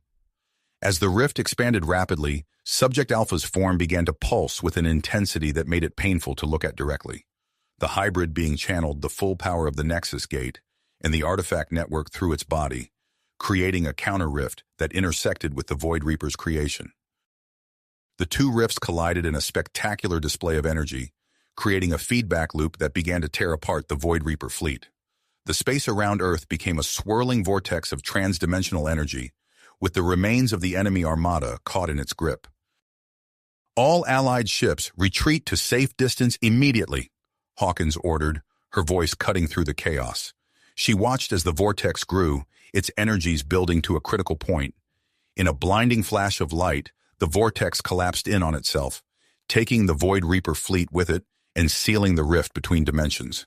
As the light faded and the Pathfinder's sensors came back online, an eerie silence fell over the bridge. The tactical display showed the aftermath of the battle. Where once there had been thousands of enemy ships, now there was only debris floating in the void. The Void Reaper threat had been neutralized. But as Hawkins turned to congratulate Subject Alpha, she found only an empty space where the hybrid being had stood. The Nexus Gate, drained of power, had gone dormant. Subject Alpha was gone. As the reality of their victory and its cost began to sink in, Hawkins knew that the solar system would never be the same. The long process of recovery lay ahead, but for now she allowed herself a moment of quiet reflection, honoring those who had sacrificed everything to secure this hard-won peace. You have reached the end of the story. If you enjoyed this story and want to support us, please leave a like and subscribe to our channel, and for every comment that says 88, I will heart every single one of them. Thank you for your time.